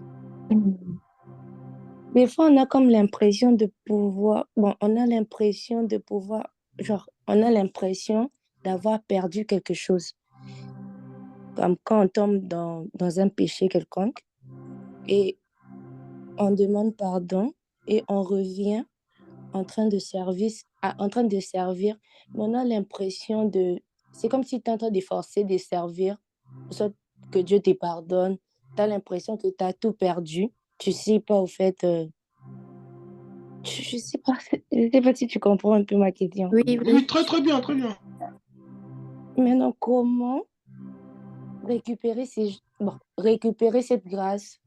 Peut-être tu as perdu peut-être ta façon de chanter, soit tu as perdu ce goût-là de pouvoir servir. Je ne sais pas si tu as une Ok. réponse à ma question. J'ai compris ta question, On a chef. compris, hein. Très bon, très bien, très bonne question. Ça rejoint un peu ce que notre sœur a posé comme question, en fait. Ce que je peux dire, cher Saint-Esprit, aide-moi, s'il te plaît. Ce que je peux dire, au fait, c'est il est important de s'appuyer sur la parole. Ça veut dire, va chercher. Parce qu'en réalité, comment est-ce que quand tu dis des choses comme ça veut dire, c'est comment est-ce que toi-même tu te vois. Tu vois? Ça veut dire que c'est comment toi-même tu te vois sale et tu penses que les hommes, ou peut-être que les hommes te voient aussi sale. Vous voyez? Alors là, en ce moment, il faut maintenant changer. Il faut maintenant aller regarder comment est-ce que Dieu te voit. Parce que dès que tu découvres comment est-ce que Dieu te voit, tu portes les yeux de Dieu sur toi, ça changera ta perception, ça va t'encourager. Parce que le seul moyen de t'encourager, ça serait au travers de la parole. Ça veut dire, tu vas chercher, au fait, pour cette situation bien précise, qu'est-ce que mon Créateur dit? Parce qu'en vérité, il n'y a personne qui connaît Mercedes plus que celui qui a créé Mercedes. Dis-toi que tu es un produit et il y a quelqu'un qui t'a créé. Il faut aller vers celui qui t'a créé pour te dire comment est-ce que tu es. Tu dis, Seigneur, comment est-ce que tu me vois en ce moment? Et lorsque tu arrives à voir tu arrives à découvrir comment est-ce que Dieu te voit, ça va te fortifier. Et encore une fois, il faut aller regarder ce que Dieu dit de toi. Parce que nous, les hommes, je répète, on va te regarder bizarrement. Même toi-même, tu vas te regarder bizarrement. Mais Dieu ne va jamais te regarder bizarrement. C'est ça qui est merveilleux, en fait. C'est ça. J'ai envie d'acclamer. C'est ça la bonne chose à retenir, c'est que Dieu lui-même, il ne va jamais te regarder avec un regard de OK, tu pêches trop, je ne t'aime plus, jamais. Maintenant, comment tu peux récupérer ces grâces? C'est peut-être, comme tu as dit, hein, c'est possible, hein, à cause de la vie de péché, tu peux perdre justement, tu ne perds pas les dons, parce que Dieu ne se répand pas de ses dons, mais tu peux peut-être perdre en termes de la qualité de ton service, la qualité de ce que tu fais. Mais comment récupérer ça? Il faut retourner vers celui qui t'a donné. Celui qui t'a donné ces choses, il en a assez, en masse, pour te redonner, pour te faire vivre un nouveau départ. N'oublions pas que Dieu, il est toujours le Dieu du nouveau départ. Aussi longtemps qu'on est vivant, il ne faut pas oublier que Dieu nous accorde la grâce de vivre un nouveau départ. Merci vraiment pour vos questions, parce que je sais que beaucoup de gens, nous tous, hein, moi ça m'est arrivé, je vous le dis, surtout après avoir servi à, par exemple, je prêche quelque part, je fais un service quelque part, c'était glorieux, et qu'après ça, je tombe. Je vous assure, les amis, moi, personnellement, ça peut me prendre vraiment un mois. Ça, je vous partage comme ça. Ça peut prendre du temps. Bon, avant, au nom de Jésus, ça n'arrive plus. Ça prend du temps. En fait, tu dis, mais non, mais si. Non, mais je me trouve. En fait, et ce qui est bizarre, c'est quoi? Après ce genre de moment où je suis tombé, dès que je vois, dès que je marche et que je cogne même la chaise comme ça, je veux dire, ah, c'est à cause de mon péché. Dès que je vais boire de l'eau, je renverse un peu de l'eau, je dis, ah, tu entends une voix qui te dit, c'est parce que tu avais péché. Exactement. Et ça, c'est le diable, je vous assure. Et Ouais. depuis que j'ai fini, j'ai eu la grâce de comprendre que je dois me regarder avec les regards de Dieu. Comment est-ce que Dieu me regarde? C'est pas pour m'encourager à pécher. Non, non, non, non, non. C'est juste pour me dire que oui, tu es tombé, mais Dieu t'aime. Regardez dans la Bible. Lorsqu'on parle de Samson, les amis, lorsqu'on parle de Samson, très souvent c'est de manière négative. Mais là c'est dans l'Ancien Testament. Mais la même Bible, ou dans le Nouveau Testament, lorsqu'on parle des héros dans la foi, la Bible mentionne Samson. Une Chef, question. Oui, vas-y, chef. ouais, au fait, c'est un peu mystérieux, ce que C'est mystérieux. j'arrive juste pas à comprendre. C'est après avoir passé des moments formidables avec Dieu qu'on se retrouve en train de pécher après. Très bonne question. Mhm. Enfin, très bonne approche. D'ailleurs, j'aimerais nous dire, ça c'est pour tous ceux qui servent dans les églises, l'un des moments où le diable nous attaque le plus, où on a plus de tentation, c'est après les services. Très souvent, c'est après avoir servi, surtout après des cultes glorieux. Rappelons-nous toujours dans Matthieu chapitre 4, pardonnez-moi, je vais dire les versets comme ça, vous pouvez écrire parce que le temps de mettre et de vous afficher, ça peut être long. Matthieu chapitre 4, rappelons-nous que Satan a tenté Jésus à quel moment? Avant ou après ces 40 jours de prière, de jeûne et prière? C'est après. C'est-à-dire, pourquoi le diable vient après? Justement pour que tu perdes ce que tu as reçu. Tu vois, pour que tu... C'est ça son idée, au fait. Parce qu'il ne veut pas que tu retiennes les grâces que tu reçois après un tel service. Puisque c'est un voleur. Le voleur ne va pas dans une maison où il n'y a rien à voler, jamais. Vous avez vu un voleur entrer dans une maison qui est vide? Impossible. Le voleur, il va aller là où il y a quelque chose de précieux. Et quand après un culte glorieux, on reçoit tellement de la part de Dieu, c'est là qu'il y a la tentation qui arrive. Un frère va t'énerver, une sœur va t'énerver pour que tu répondes mal, ou bien je sais pas, si tu as un frère ou une sœur, ton copain, ta copine va te tenter, même pas, au fait, tu vas voir, les pulsions vont monter. Je vais vous partager encore un témoignage à moi-même, c'est que j'ai adopté un style. C'est qu'après chaque culte, quand j'arrive à la maison, l'une des premières des choses que je fais, je me prosterne, je m'agenouille, je prie, je parle à Dieu. Chaque dimanche, quoi qu'il arrive, même si après le culte, je suis allé je ne sais où, quand je rentre, je me prosterne, je m'agenouille d'abord dans ma chambre, je parle à Dieu. Je vous partage beaucoup de secrets. Il faut payer. Ça veut dire, après le culte, il faut maintenir une atmosphère de prière. Jésus, dans Actes, quelque part, la Bible dit après les miracles, non, c'est Jésus, je ne sais plus qui, je vais vérifier ça. Après avoir opéré les miracles, tout ça, guérison, juste après, il est allé prier. Vous voyez? Après avoir manifesté power, la puissance, il est allé prier. Ça veut dire, il ne s'est pas arrêté là, ok, c'était glorieux, hein, on a bien chanté aujourd'hui, et puis c'est bon. Ça nous ramène encore à la dimension de la soif. Les assoiffés de Dieu ne sont pas satisfaits. Voilà, merci Saint-Esprit. Quand on est un assoiffé de Dieu, au fait, il n'est pas satisfait. Ça veut dire, après chaque moment de gloire, après chaque dimension vécue, tu veux toujours plus, plus, plus avec Dieu. Donc, c'est normal qu'on soit tenté après les services, mais ça doit juste nous interpeller, qu'on puisse maintenir une certaine atmosphère. Vous voyez, même après le culte, dans plusieurs assemblées, après le culte, les serviteurs prient ensemble pour rendre grâce, bien évidemment, mais c'est aussi pour garder quelque chose de ce qu'on a reçu. J'ai vu... Peter a la main levée. Il y avait une autre... Benny avait la main levée aussi à un moment donné. Le sœur, oui. Yallo? Toi, tu avais la main levée, Christopher? Non, Non, pas. tu n'as pas levé. Vite fait. Vas-y. Ouais, mais quand Jésus dit va et ne pêche plus de peur qu'il t'arrive quelque chose pire, est-ce que il veut dire quoi par là? Très bonne question. Ce qui veut dire de manière simple, c'est que le péché, ah, Saint-Esprit, vous avez des questions brusques. Hein. Le péché, en fait, le péché, c'est ce qui donne accès au diable. Déjà de 1 Jean chapitre 5, verset 18. Quand tu ne pêches pas, tu ne donnes pas accès au diable. Et la Bible dit quelque part dans 1 Pierre ou dans 2 Pierre, je pense que c'est 2 Pierre 2, 22, ça parle du chien qui est retourné vers ce qu'il avait vomi. J'ai une question pour nous tous. Si tu manges quelque chose que tu avais vomi, qu'est-ce qui va se passer dans ta santé? En tout cas, si vous répondez mal, moi j'étudie en santé, hein, vous aurez 0 Malade. ici. Tu tomberas malade. Hein. Je donne Oui. un autre exemple. Tu as une mangue qui est pourrie. Si tu manges une mangue qui est pourrie, tu tomberas malade. Plus ou moins. Ok? Maintenant, si tu manges cette mangue pourrie et que tu la vomis et que tu la remanges, qu'est-ce qui... Ah, ça c'est encore beaucoup plus grave. Déjà qu'elle était pourrie, tu l'as mangée, tu as décidé de vomir, après tu manges encore. Ah, c'est grave. Tu vois, non? C'est la même chose avec le péché. Le péché, c'est pas quelque chose de bien. Quand tu décides de le chérir, c'est pas bien.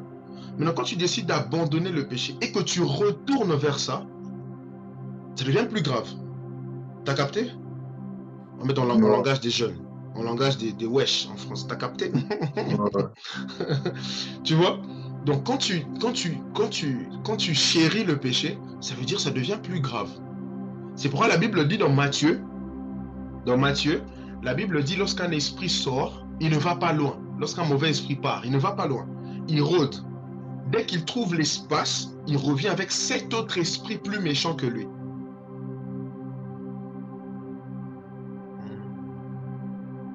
Est-ce que mon piano est trop fort ou bien ça va? Non, ça va, ça va. Non, ça va. Mais quand, mais quand il revient et que comme l'enfant de Dieu comme, demande pardon, est-ce que comme, ils vont en sortir ou non? Les mauvais esprits. Parce que comme on sait tous les deux que comme un enfant de Dieu peut pas être possédé par le mauvais esprit, non? Non, il peut être juste oppressé. Parce que l'esprit habite en toi, mais au niveau de ton âme, oui, tu peux être... pas dans ton esprit. Ton esprit, c'est le Saint-Esprit qui a pris le contrôle. Tu es enfant de Dieu. Au niveau de l'âme, c'est comme... Ouais. Oui, au niveau de l'âme, le diable peut avoir le contrôle sur toi. Tu vois? Donc l'idée, c'est juste de dire que lorsque on a décidé d'abandonner un péché quelconque, il faut demander à Dieu la grâce, justement, de ne plus retomber vers ces choses. Parce que quand tu retombes là, au fait, c'est en même temps, ça ralentit ce que Dieu voulait faire avec toi. Ça peut ralentir, ça ralentit beaucoup de choses, les amis. Je vais donner mon exemple encore une fois. Je t'ai déjà né de nouveau, mais quand j'ai rétrogradé, je suis tombé plus bas. Je me suis retrouvé à faire des choses que je n'avais même pas faites quand j'étais païen. Vous voyez un peu le niveau? Donc ça devient dégueulasse à la fin. Donc, quand on se relève, il faut demander à Dieu la grâce de ne plus retomber. Moi, je crois fermement que par la grâce de Dieu, il est possible de se relever et de ne plus tomber dans les choses qu'on avait abandonnées. C'est possible, les gars. C'est possible. Et t'as pas répondu à ma question, oui. La question, c'est si on demande pardon? Ouais, on demande bien pardon. Bien sûr, Dieu pardonne toujours. Hein. Quand on demande pardon avec un cœur sincère, Dieu pardonne. Comme sortir, genre? Ça, c'est une bonne question. Là aussi, là, ça dépend. Quand je peux te dire ça? Les esprits ne sortent pas juste parce que tu as demandé pardon. Il y a aussi ce qu'on appelle la confession. Lorsque tu confesses tes péchés, tu ne gardes pas tes transgressions. La Bible dit, celui qui garde ses transgressions, il ne prospère pas. Mais celui qui les, je paraphrase, celui qui les confesse, celui qui les partage et les délaisse, obtient miséricorde. Quelque chose comme ça dans le proverbe. Ouais. Il y a une dimension où il faut partager ça. Pourquoi? Parce que, je vais m'expliquer. Parce que le diable, au fait, il travaille beaucoup avec tout ce qui est caché. Tu vois, quand il te laisse dans ton confort, tu dis déjà demander pardon à Dieu, c'est bon. Mais il y a des dimensions où lorsque tu sors, tu avoues publiquement ce qui s'est passé avec toi. Donc, quand je dis publiquement, je ne parle pas de faire un live sur Instagram, par exemple. Non. Ça veut dire qu'au moins, tu partages avec quelqu'un de confiance, surtout, ton pasteur, par exemple. Tu partages ça. Ça veut dire que tu mets à nu l'œuvre du diable et de la chair. Ça te libère, il y a une dimension dans ça. Tu vois, parce qu'il y a des choses qu'il ne faut pas oublier. Hein. Tu vas demander pardon. Dieu t'a pardonné. Mais Dieu peut permettre, attends, je prends avec beaucoup de réserve ce que je suis en train de dire. Dieu peut permettre que tu subisses les conséquences. Oui, c'est ça, c'est ça. Tu vois? Amen. Dieu peut permettre que tu subisses les conséquences. Et donc voilà. Mais il te pardonne. Il te fait subir les conséquences, mais tout ça avec amour. Imagine, tu subis les conséquences, mais pour t'enseigner quelque chose. Tu vois? Voilà. Il y Mais avait les la main de conséquences, en fait, Béni c'est qui comme était là. la culpabilité. Non, non, pas forcément. Par exemple, je donne un exemple. Je donne un exemple. Je connais une servante de Dieu qui avait refusé de sauver l'enfant de sa voisine. Et jusqu'aujourd'hui, elle n'a pas eu d'enfant. Et elle est consciente parce que le Seigneur lui a fait comprendre, c'est ça, pourquoi elle n'a pas d'enfant. Mais le Seigneur se sert d'elle, hein. C'est une servante de Dieu qui a une grâce extraordinaire et tout ça. Magnifique. Ah ouais, je connais, je connais. Cite pas le nom. Ouais. Magnifique. Tu vois? Parce qu'elle a méprisé, parce que d'une manière ou d'une autre, elle a méprisé l'enfant. C'est-à-dire, une parenthèse, ce que tu n'honores pas, ça ne vient pas sur toi. Donc Dieu a fait qu'elle vive ça. Donc voilà. Mais Dieu l'aime, hein, comme j'ai dit. Et Dieu l'aime beaucoup et puis il se sert de lui d'une manière, d'elle, pardon, d'une manière extraordinaire. Moi, ma question. Est-ce que Béni est là? Ouais, je suis là. Ah Ma oui. question que je voulais demander, c'est, vous voyez, quand vous avez dit, Tu peux me tutoyer, mon ami, pas de vous Ah, ici. quand vous avez dit que, Oh là là! Tu peux me quand tu as tutoyer. dit, je veux dire, Voilà. quand tu as dit que, c'est dit que comme si tu as l'esprit de Dieu en toi, le Saint-Esprit, un démon peut te oppresser, mais pas te posséder. J'ai pas très bien compris. C'est-à-dire qu'il peut, genre, te perturber, te tourmenter, mais genre, il peut pas rentrer dans ton corps d'enfant. C'est-à-dire, ouais, quand j'ai dit, il peut pas posséder ton esprit. Dès que tu es né de nouveau, c'est le Saint-Esprit qui habite en toi. Tu vois? Ok, Mais le mais il peut te diable, tourmenter. voilà, il peut t'oppresser, tout ça. Ok, Il peut, ok. au niveau de ton âme, il peut avoir le contrôle. C'est-à-dire que tu vois, il y a Ok. des enfants de Dieu il y a des enfants de Dieu, par exemple, qui mentent beaucoup. Des enfants de Dieu qui, tu es enfant de Dieu, mais tu fais des choses bizarres. C'est-à-dire que le diable, quelque part, il a encore le contrôle sur ta vie. C'est pas le Saint-Esprit qui contrôle. Parce que bon, il y a une phrase que j'aime souvent dire, Jésus peut être en toi sans vivre en toi. Ok. Je m'explique. Tu as accepté Jésus comme Seigneur Sauveur, il est venu habiter en toi, mais il ne vit pas. C'est-à-dire, c'est pas lui qui est au contrôle. C'est pourquoi la Bible dit, dans Galates 5, Paul dit, puisque vous avez reçu la vie par l'Esprit, laissez-vous donc conduire par l'Esprit. Et qu'est-ce qui fait que un enfant de Dieu se retrouve encore vraiment dans la vie de péché? La Bible dit dans Romains 8:1, pour ceux qui notent, hein, on gagne le temps, il n'y a donc plus de condamnation pour ceux qui sont en Jésus-Christ. Des fois, on s'arrête à ça. Mais la version d'Arby dit, il n'y a donc plus de condamnation pour ceux qui sont en Jésus-Christ, lesquels ne marchent point selon la chair, mais selon l'esprit. Ça veut dire que tu peux être enfant de Dieu si tu ne marches pas par l'esprit, d'où l'importance de cette étude biblique, hein, de marcher par l'esprit. Si tu ne marches pas par l'esprit, le diable aura le contrôle sur toi. Il va t'oppresser, il va te malmener vraiment de manière bizarre et puis tu vas te retrouver vraiment dans des choses trop sales, quoi. Sarah, tu as une question? Ah, les amis, j'avais dit qu'on finisse, mais bon, posez vos questions. Oui, c'est une question, mais en même Sentez-vous temps, libre, hein, posez les questions. c'est pas une question parce que tu as parlé du fait que quand on commet un péché, parce que nous, par exemple, moi, nous, on avait un enseignement à l'église qui avait fait comprendre que le péché de base, à la base des bases, quand on va dans les lois, c'est toujours écrit celui qui fait ça involontairement, celui qui fait ça involontairement. Donc, le péché de base n'a pas été fait pour qu'on le pratique. Donc, le fait qu'on tombe dans le péché en tant que chrétien, ça arrive, on est des humains, mais il y aura toujours les conséquences, que ce soit sur nous ou sur nos enfants. OK. Puis, donc, quand on commet un péché, par exemple, comme tu as expliqué, la femme qui a méprisé, entre guillemets, l'enfant de sa voisine, aujourd'hui, n'a pas d'enfant. Donc, ça ne veut pas dire que nécessairement, tu demandes pardon, que les conséquences de ton péché disparaissent, c'est ça? Voilà, ouais. OK. Quand tu avais commencé à parler, j'avais pensé à l'histoire de David parce que c'était l'homme selon le cœur de Dieu, mais malgré son péché, Dieu lui a pardonné et l'a pas, comment dire, enfin, son péché est tombé sur ses enfants et pas sur lui. Genre, Dieu lui a fait cette grâce-là, entre guillemets, mais son péché quand même a eu des conséquences sur ses enfants. Exactement. Donc, c'est juste pour clarifier ça, parce que dans ma tête, c'était un peu clair, c'est juste pour ça. Merci beaucoup, Sarah. Donc, c'est ça, Dieu peut permettre que tu subisses, au fait, les conséquences de ton péché. Mais tout ça avec amour, hein. Il te punit comme si tu as mal, mais il t'aime. Oh, excuse-moi. Vas-y, Sarah. ma dernière question, c'était le fait que justement, même si Dieu te punit par amour, est-ce que est-ce que c'est différent du fait que, par exemple, quand tu pêches, tu ouvres une porte, donc l'ennemi peut t'attaquer? Est-ce que c'est différent de ça? Attends, s'il te plaît, je vais fermer le son de ma tablette. Oui, tu dis, est-ce que c'est différent de quand tu pêches, tu ouvres une porte, c'est ça? Oui, par exemple, Non, quand tu ouvres une... automatiquement, quand tu pêches, quand on pêche, on ouvre la porte au diable. Automatique. Oui, oui. Mais Ouais. est-ce que les attaques qui peuvent suivre suite à ça sont différentes que d'un châtiment de Dieu ou c'est la même chose? Ou Dieu permet le châtiment par amour? Dieu peut permettre le châtiment par amour. Là, le cas, par exemple, tu as demandé pardon. Tu as demandé pardon avec un cœur sincère. Mais Dieu permet, tu vois. Il permet vraiment pour un but précis, tu vois, pour t'enseigner pendant quelque chose. Mais il y a aussi des cas où tu es tombé dans le péché et Dieu, même si tu n'as pas demandé pardon, mais Dieu laisse que, voilà, tu vois, que tu subisses des conséquences. Mais dans tous les cas, comme j'ai dit, quand il s'agit de Dieu, il ne faut pas oublier, c'est toujours c'est pour un but précis. C'est vraiment pour nous enseigner quelque chose, tu vois. Et après, il y a aussi le côté, comme tu as dit, les attaques du diable. C'est que quand on pêche, on ouvre grandement on ouvre la porte au diable.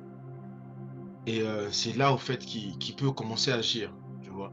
Parce que, regardez, comme je dis 1 Jean 5, 18, qui dit, celui qui est né de Dieu ne pêche point, il se garde lui-même et le malin ne le touche pas. Donc, pour que le diable ne te touche pas, au fait, il faut juste refuser la vie de péché. C'est clair, Sarah? Oui, merci. Ok. Je reste baigné, Peter, puis je vais vous laisser aller dormir quand même. Peter, tu as une question avant que je reprenne Benny? Ma question est simple, juste, c'est quoi la prière? Si on y va à la définition, c'est quoi la prière? C'est quoi la prière? La prière, c'est la communion avec Dieu. Pour nous, les enfants de Dieu, en tout cas, c'est la communion avec Dieu. Il y a des gens qui parlent de la communication, mais moi je préfère plutôt le mot communion. Pourquoi? Parce que la Bible dit dans 1 Thessaloniciens 5, priez sans cesse. Est-ce que tu vas, du matin au soir, tu parles à Dieu, Seigneur Jésus, je t'aime, 24 sur 24? Non. Donc quand la Bible dit prier sans cesse, la Bible dit soyez en communion avec Dieu de manière permanente. Gardez la communion justement avec le Saint-Esprit. C'est ça la prière, la communion. Après, ça se manifeste aussi par le fait de parler, mais en réalité, c'est pas d'abord parler, c'est la communion avec Dieu. C'est bon? Donc, tant que tu es en connexion avec Dieu, on peut dire que tu es en train de prier. Tu es en prière. Quand tu es en communion avec Dieu, tu es en prière, justement. C'est pourquoi j'aime pas trop quand on dit ayant une attitude de prière. En vérité, il n'y a pas une attitude de prière. C'est un style de vie. Tu vois, il n'y a pas un moment où on est dans l'attitude de prière et puis on n'a pas une attitude de prière. C'est vraiment, c'est au quotidien, quoi. Après, ça, aussi ce côté, il faut parler à Dieu, il faut parler avec les paroles comme ça, voilà. Béni, tu avais une question? Sarah, tu as encore une autre question? Non, j'ai baissé ma main. Ah, Sarah, tu dis quoi? Ok, je vois le micro de Fedora qui est allumé. Fedora, tu veux parler? Non. Non, ok. Donc voilà les amis, franchement, que Dieu bénisse chacun. Par contre, il y a juste quelque chose qui me revient en tête là. Oui, vas-y. C'est que lorsque nous savons que on est face à une tentation, genre au point de commettre un péché, bah, peu importe l'endroit où on se trouve, il suffit juste de prier et demander à Dieu de nous aider à ne pas tomber dans ce genre de tentation. En fait, c'est ce qui m'est venu en esprit là, tantôt. Je me dis que oui, ça fait partie d'une meilleure stratégie de ne pas aussi tomber dans un péché. Dès que tu sens qu'il y a un péché qui est là et tu sens que tu es vraiment prêt à tomber dans ce péché, le mieux c'est de prier. Et quand tu prieras, je pense que toutes ces idées-là vont s'enlever. Voilà. Je ne sais pas si... Oui, oui. Non, la prière reste vraiment, on dit un ou une astuce. Bon, bref, la prière reste, fait partie des astuces, si on veut, Non, c'est une astuce, je pense. La prière est hyper importante justement quand on veut tomber. Euh, Moi, je le fais par la grâce de Dieu très souvent. C'est que à chaque fois que tu sens que vraiment tu dis, Seigneur, aide-moi s'il te plaît, aide-moi s'il te plaît. Tu vois, juste une phrase comme ça, tu vois, tu parles à Dieu, il va t'aider. Et il y a beaucoup d'astuces qu'on nous montre dans la Bible. Il y a aussi fuir. Par exemple, l'impudicité, on ne prie pas, on ne chasse pas les démons, on fuit. Tu vas pas dire, Seigneur, aide-moi. J'ai un exemple. Ça, c'est quelque chose que j'ai toujours partagé avec des frères et sœurs. Vous savez, très souvent, on met beaucoup d'accent sur l'impudicité. Hein. Je ne sais pas que c'est le plus grand péché, mais ça reste l'une des portes majeures du diable pour détruire les destinées. Alors, des fois, on dit, Seigneur, Seigneur, délivre, je ne veux pas tomber dans l'impudicité et tout ça. On dit, on veut pas tomber dans l'impudicité et tout, mais on ne fouille pas, on ne veille pas. J'ai un exemple, tu pries pour ne plus tomber dans la publicité, mais tu te retrouves toujours avec des gens qui te ramènent vers ces choses sur la publicité. Tu te retrouves dans un environnement des impudiques. En fait, en faisant ça, en réalité, ça ne va pas t'aider. Parce que la Bible dit, veillez et priez. Matthieu chapitre 26, verset 41. Encore une fois, il faut noter des versets, ça peut aider. Matthieu 26, 41, la Bible dit, veillez et priez, afin que vous ne tombiez pas en tentation. La Bible dit encore dans 1 Pierre chapitre 5, verset 8, soyez sobres, veillez, priez, car votre ennemi le diable rôde tout autour de vous comme un lion rugissant, cherchant qui il va dévorer. 1 Pierre 5, 8. Donc la Bible nous montre clairement qu'il faut veiller, il faut prier. Alors c'est bien de prier, mais il faut veiller aussi. Ça veut dire si tu sais que tu as la faiblesse dans tel péché, éloigne-toi. Éloigne-toi. Ne te retrouve pas dans un environnement qui te ramène vers des choses du monde, qui te ramène vers les mêmes péchés. Vous voyez? Et nous, les enfants de Dieu, des fois, on n'est pas sages avec ça. En tout cas, on est en famille, on va parler à cœur ouvert. Moi qui vous parle, avant de naître de nouveau, et même quand je suis né de nouveau, moi, par exemple, l'alcool, tu peux mettre 30 000 bouteilles de bière, de whisky, ça va rester là. Hein? Tu peux mettre 45 000 bouteilles devant moi, je ne vais pas tousser. Donc, ça n'a jamais été le souci pour moi. Vous voyez? Ça veut dire que même étant dans le monde, d'ailleurs, j'avais jamais pris l'alcool depuis que je suis né. Non, une fois par erreur, à Paris, je m'étais trompé. Sincèrement, devant Dieu, je m'étais trompé. C'était même une petite goutte. Je m'étais trompé. Donc, c'était pas mon truc. Les boîtes de nuit, c'était pas mon truc. C'était pas mon truc. Mais moi, le souci, c'était quoi? C'était les femmes. Il y a mes gars qui sont là, ils savent. Qui passent à qu'à lever la main et les autres. Moi, c'était vraiment les filles. Les filles. Maintenant, qu'est-ce que j'ai fait? Non, Christophe, je vous assure, hein, il y en a qui me regardent comme ça, on rend grâce à Dieu pour ma vie, mais j'aime souvent dire aux gens, je suis reconnaissant à Dieu parce que moi, c'était vrai. Ma petite soeur, elle est là? Bon, on va en parler plus tard.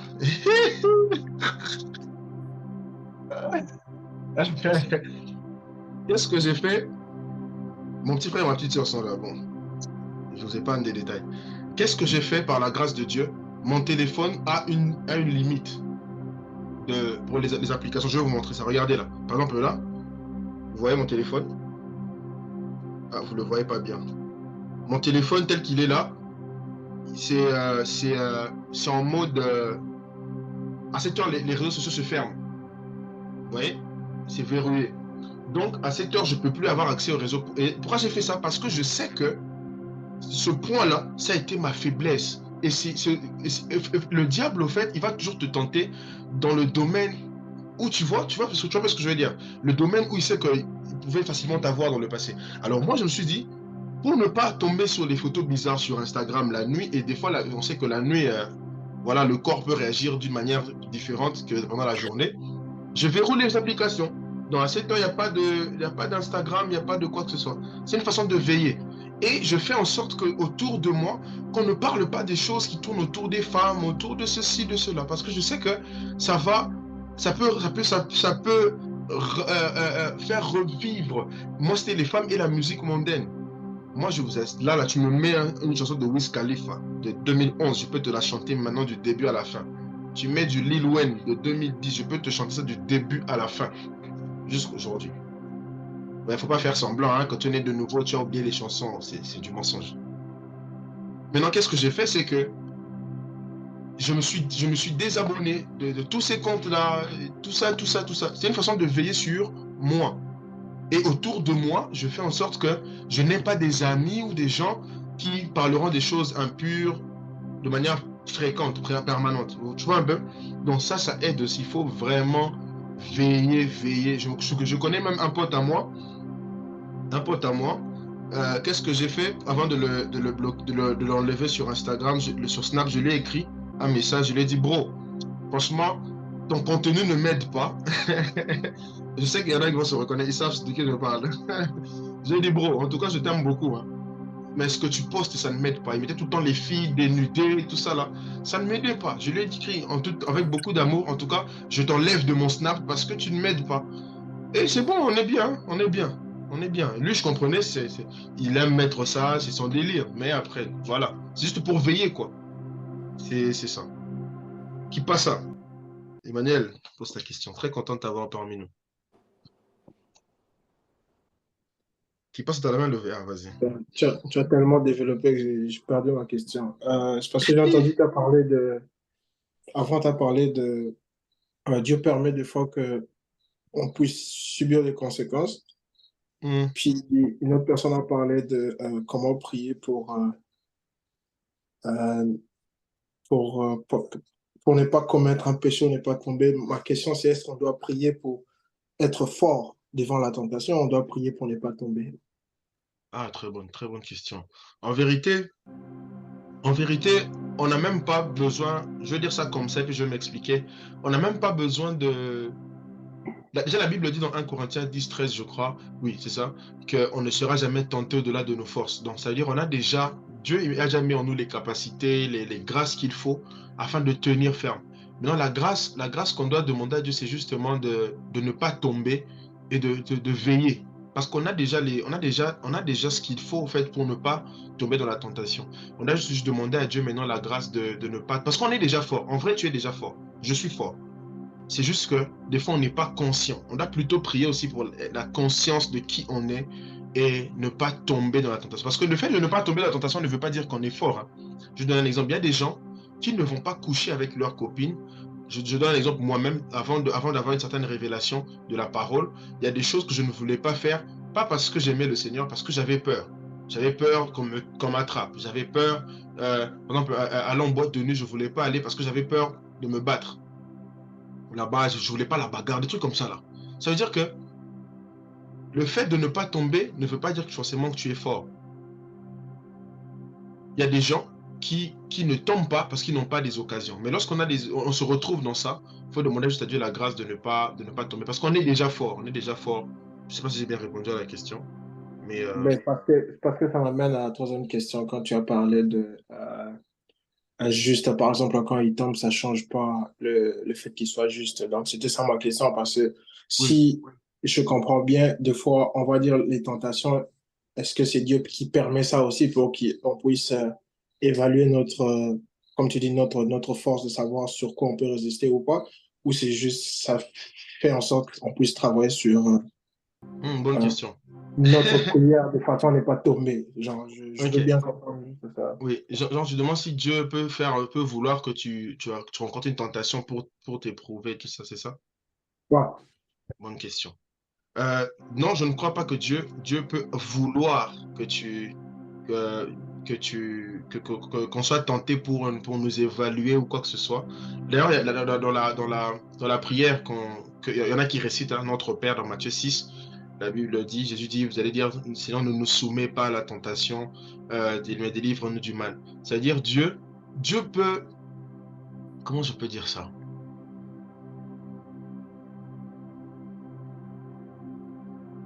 Dieu ne peut pas vouloir, mais permettre, le mot permettre et vouloir, c'est différent, hein. Dieu peut permettre. D'ailleurs, tout ce qu'il a eu, le dit, rien ne peut arriver sans que Dieu ne l'ait permis.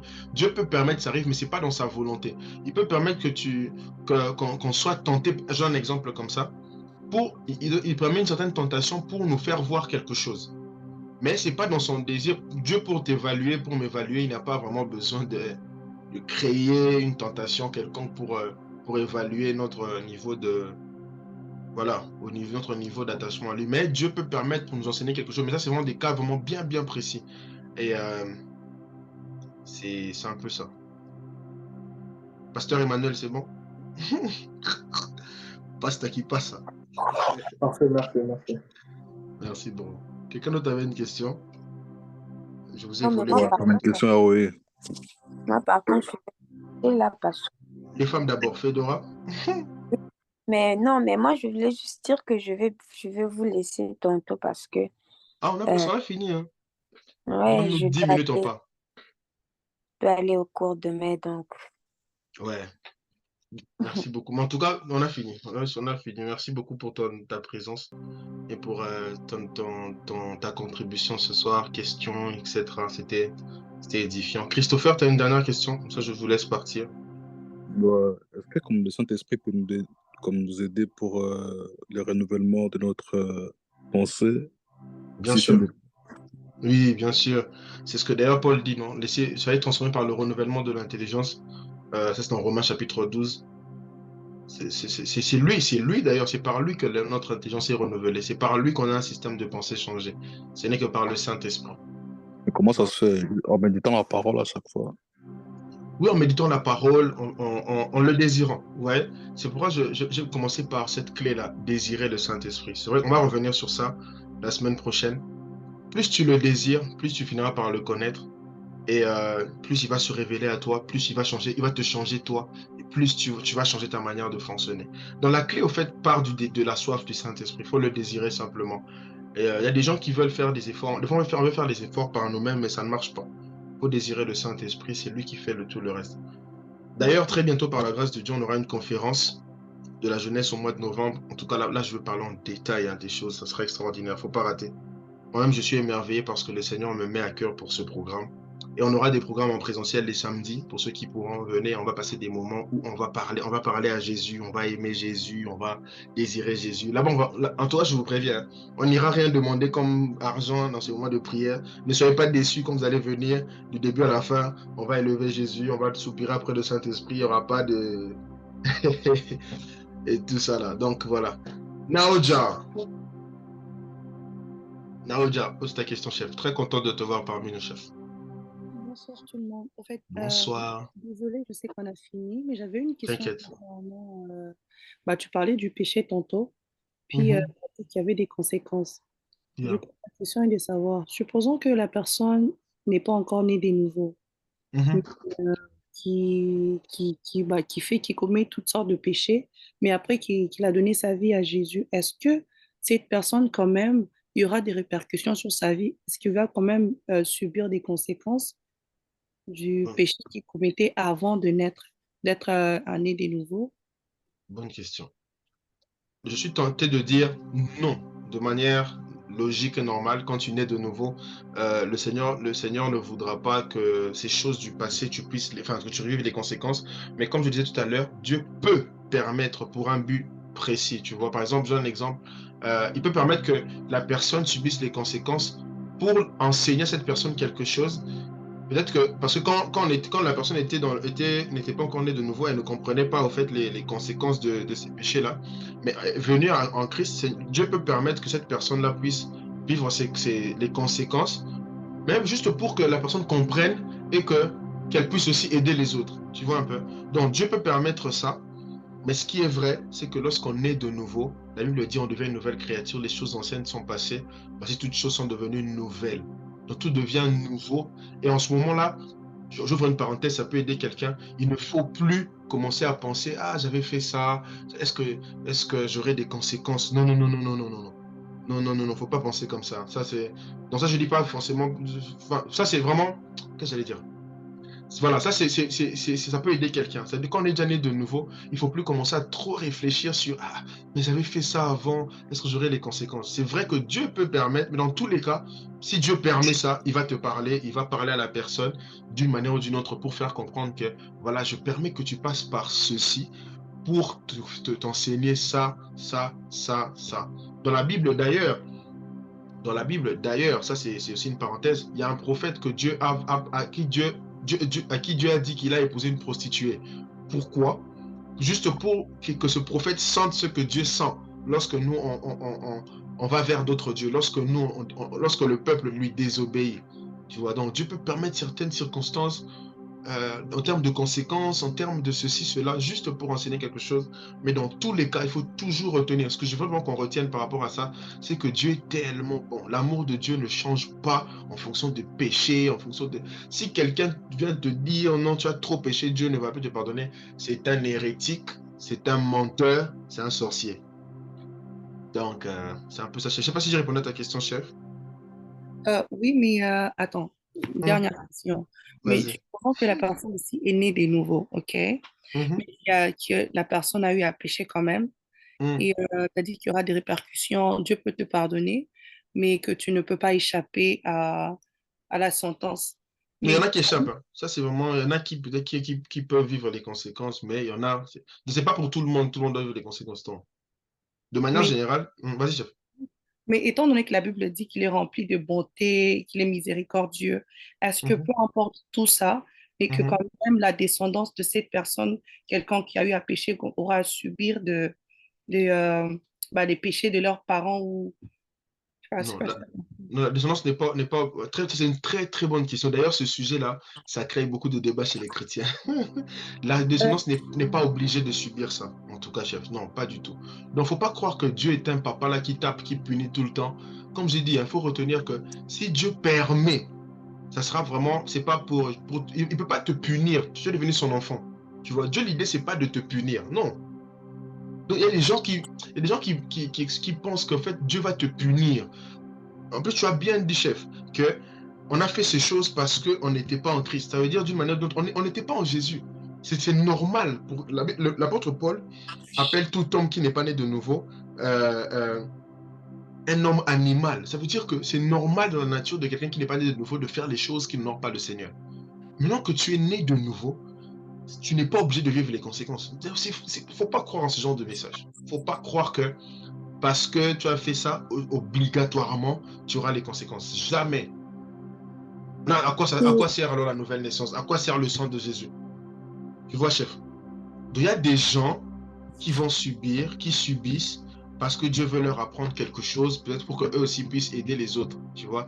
Comme l'exemple de la sœur dont je vous ai parlé, la servante de Dieu. Et Dieu lui a fait comprendre ça. C'est pour lui faire comprendre qu'elle ne devait pas mépriser, elle ne devait pas négliger ce qui est à autrui. Tu vois? Mais malgré ça, Dieu l'a remplie. Je ne pense pas qu'elle est malheureuse, le fait qu'elle n'ait pas d'enfant en ce moment. Certainement, Dieu va lui donner un enfant au nom de Jésus. Tu vois? Donc, il ne faut pas croire que... je veux vraiment que par la grâce de Dieu, qu'on puisse pas rester dans ce genre de prison-là. De se dire que non, mais j'étais païen, j'ai fait trop de péchés. Ou une sœur dit non, j'ai avorté. Donc, automatiquement, c'est obligatoire que je vive des conséquences. C'est non, non, non, non. Ça, c'est pas Dieu. La partie où elle a dit que, c'est exemple, aujourd'hui tu fais un péché puis ta descendance subit les conséquences.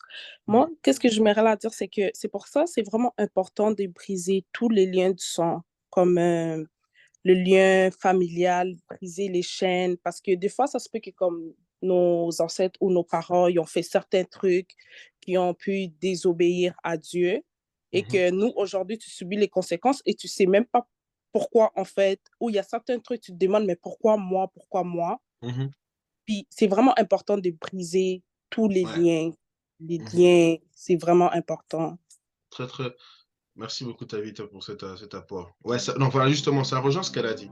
Et par rapport à cette histoire de lien et tout ça aussi, comme je disais, il faut qu'on comprenne une chose. Ça veut dire que quand tu viens en Jésus, là, maintenant, tu as le pouvoir sur tout ça, là, sur les liens de famille. Ça veut dire que ta descendance n'est pas obligée de subir les conséquences. C'est-à-dire, tu viens à Jésus, tu dis, Seigneur, voilà, Dieu sait ce que tu as vécu, ce que j'ai vécu. Et là, quand tu es en Christ, tu as l'autorité de déclarer et de dire que ce que moi j'ai vécu, personne d'autre ne vivra ça dans ma famille. C'est fini. C'est fini. Personne n'aura les conséquences de ça là. Il faut s'appuyer sur l'œuvre de la croix, les amis. Ah oui, j'ai une question. Est-ce que comme les gourmets peuvent être aussi comme des conséquences? Les gourmets? Ouais. Non, oui, ça peut être des conséquences aussi. Ça peut être des conséquences. Ça veut dire que toi, peut-être que toi, tu as eu à blesser quelqu'un quelque part, et toi aussi, on te blesse. Dieu peut permettre que tu subisses ça aussi, tu vois. Bon, le monde parle de karma, moi j'emploie jamais le mot karma. Mais moi je vais plutôt avec la Bible qui dit on ne récolte que ce qu'on a semé. Donc c'est ça. Bon, très bonne question, hein, Naoudja, vraiment. Donc c'est ça en fait, quand on est en Jésus, c'est pourquoi il faut être conscient de qui on est. Les amis, on doit aller dormir, mais il faut être conscient de qui on est en Jésus. Ça veut dire que non, je suis en Jésus, mais oh, les liens, tout ce que les familles de tel ont fait, les ancêtres, tu dis Seigneur, moi j'ai brisé ce cycle-là, ne me concerne pas au nom de Jésus-Christ. Tout ça là, ça ne te concerne pas. Et ma descendance aussi est libre en Jésus. En fait, tu proclames, tu t'appuies sur ça, en fait, parce que l'histoire avec les liens, c'est quoi? Des fois, on se dit, ok, je suis en Jésus-Christ, et puis c'est bon, je ne fais plus rien. Non, attention. Venir à Jésus, c'est comme quelqu'un qui a le savon pour nettoyer ses habits. Tu vois, tu as du savon. Le savon est disponible. C'est à toi d'aller vers le... Bon, tu as le savon qui est déjà là. C'est à toi même de juste nettoyer les habits. Tu vois, c'est un peu ça. C'est que le savon ne viendra pas se nettoyer. Jésus t'a donné le pouvoir. Exerce ce pouvoir, déclare les choses sur ta vie, sur ta famille, brise ces choses. Et puis, ça ne demande pas une séance de 30 jours pour briser les liens. Non. Bon, ça mène à autre chose, mais bon. C'est ça, mais merci Naoudja pour cette question. Peter, tu as la main levée.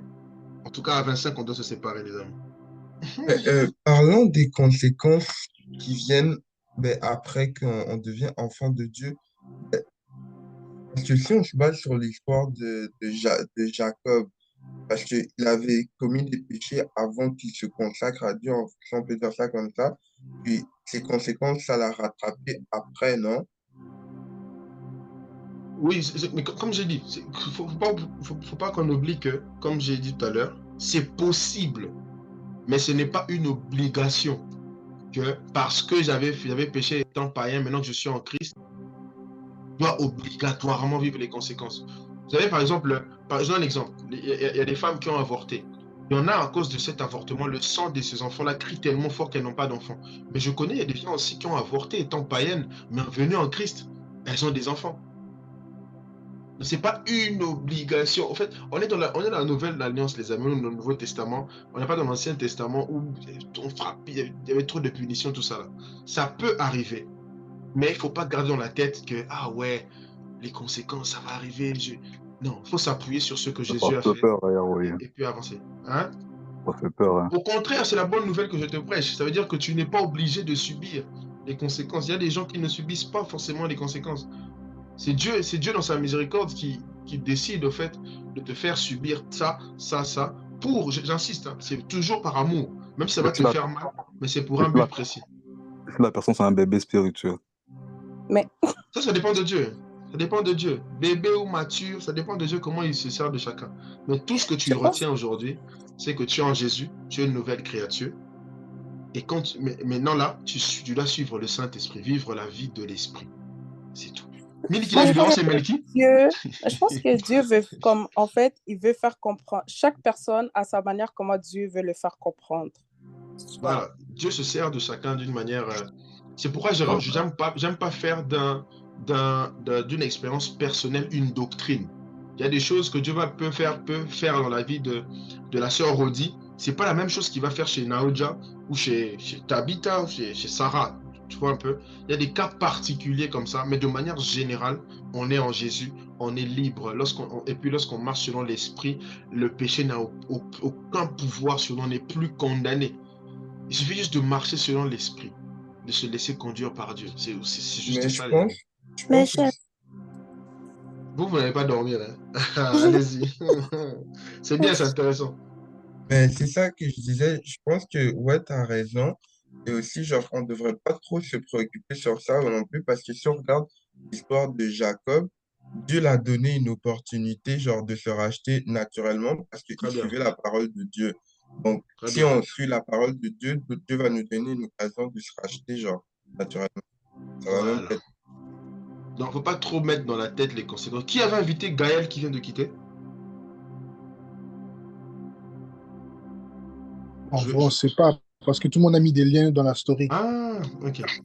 Gaël, c'est ma soeur. C'est moi qui l'ai invité. C'est Benny qui parle? Ouais. Ah, merci Benny. Comme ça, je mets un lien dans le chat. Ok. Tu peux remplir ce formulaire et puis tu envoies à Gaël, s'il te plaît. Et puis j'ai envoyé aussi à Divine. J'ai vu iPhone de Divine et iPhone Francesca. iPhone Francesca. Divine, c'est la sœur Adjuma. Ah, Divine, c'est vrai. Désolé. Et puis il y a Kevin qui est là pour la première fois. Tegra aussi. iPhone Francesca, c'est la première fois. J'ai mis un lien dans le chat, tu pourrais répondre.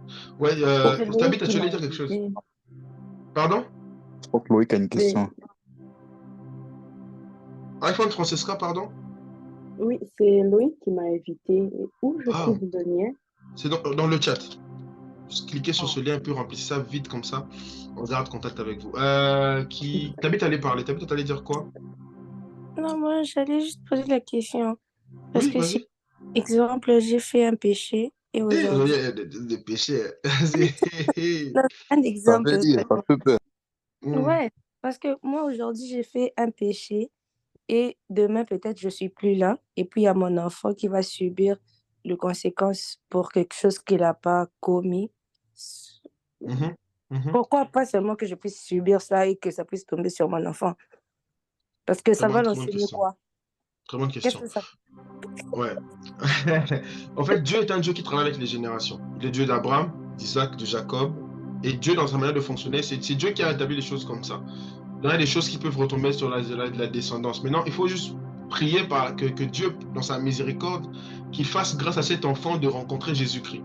Parce que ce n'est qu'en Jésus-Christ que l'enfant sera libéré, il sera libéré de ces chaînes-là, de ces liens-là. Aussi simple que ça. C'est pas compliqué en vérité, hein. Être libéré de tout ça, là, de tout ce qui est de la famille, tout ça. C'est en s'appuyant sur ce que Jésus a fait. Tu t'appuies sur l'œuvre de la croix et tu déclares les paroles. C'est pourquoi un exercice à faire pour nous, moi par exemple, je n'ai pas encore d'enfants, je prie déjà pour mes enfants, hein, tout le temps.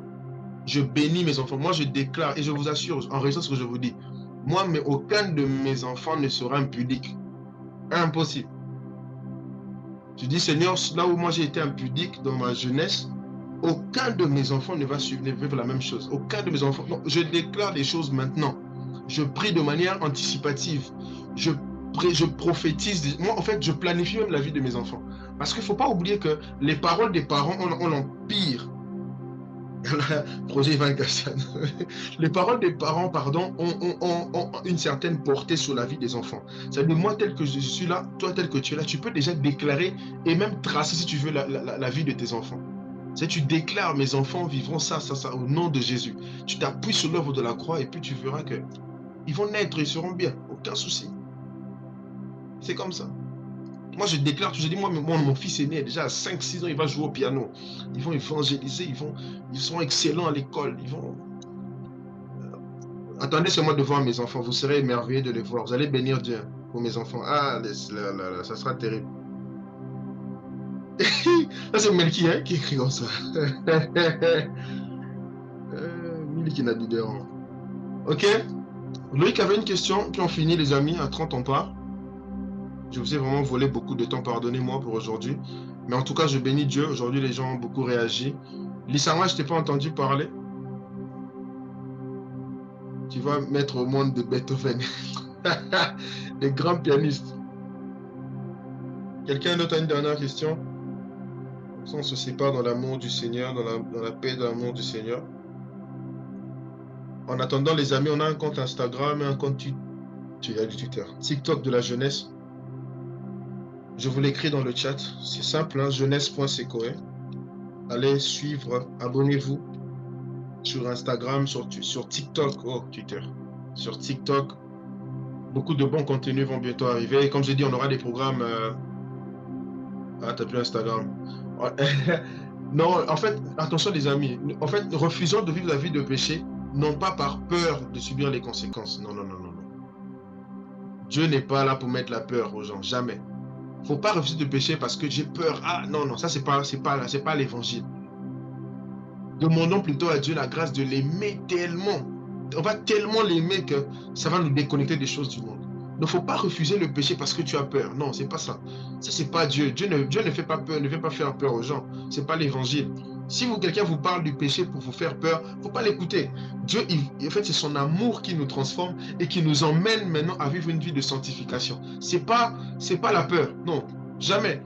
J'ai dit dernièrement, j'étais à Ottawa, c'était en novembre, où j'étais invité quelque part, je disais, tout message qui vient faire naître la peur en toi, c'est pas l'évangile, c'est pas la bonne nouvelle. Quelle est cette bonne nouvelle qui doit te faire peur? On te présente les conséquences, oui, il y a des conséquences du péché, ça emmène à la mort, oui, mais là, il y a la solution, en fait. La solution, c'est en Jésus-Christ. C'est ça, il faut te présenter la solution. C'est pas que, non, la peur. Non, non, non, non, non, non, non. Moi, je suis contre tout message qui met la peur aux gens. Ça j'écoute pas. Et d'ailleurs, moi, dès que je vois un prédicateur mettre trop d'accent sur les conséquences sans présenter la solution, je me désabonne, j'enlève. J'en connais plein, je ne citerai pas les noms ici. Vous voyez, c'est l'amour de Dieu qui te fait déconnecter des choses du monde. Vous voyez? C'est ça, au fait. C'est pas la peur. Non, c'est quand tu aimes Dieu davantage que tu finiras par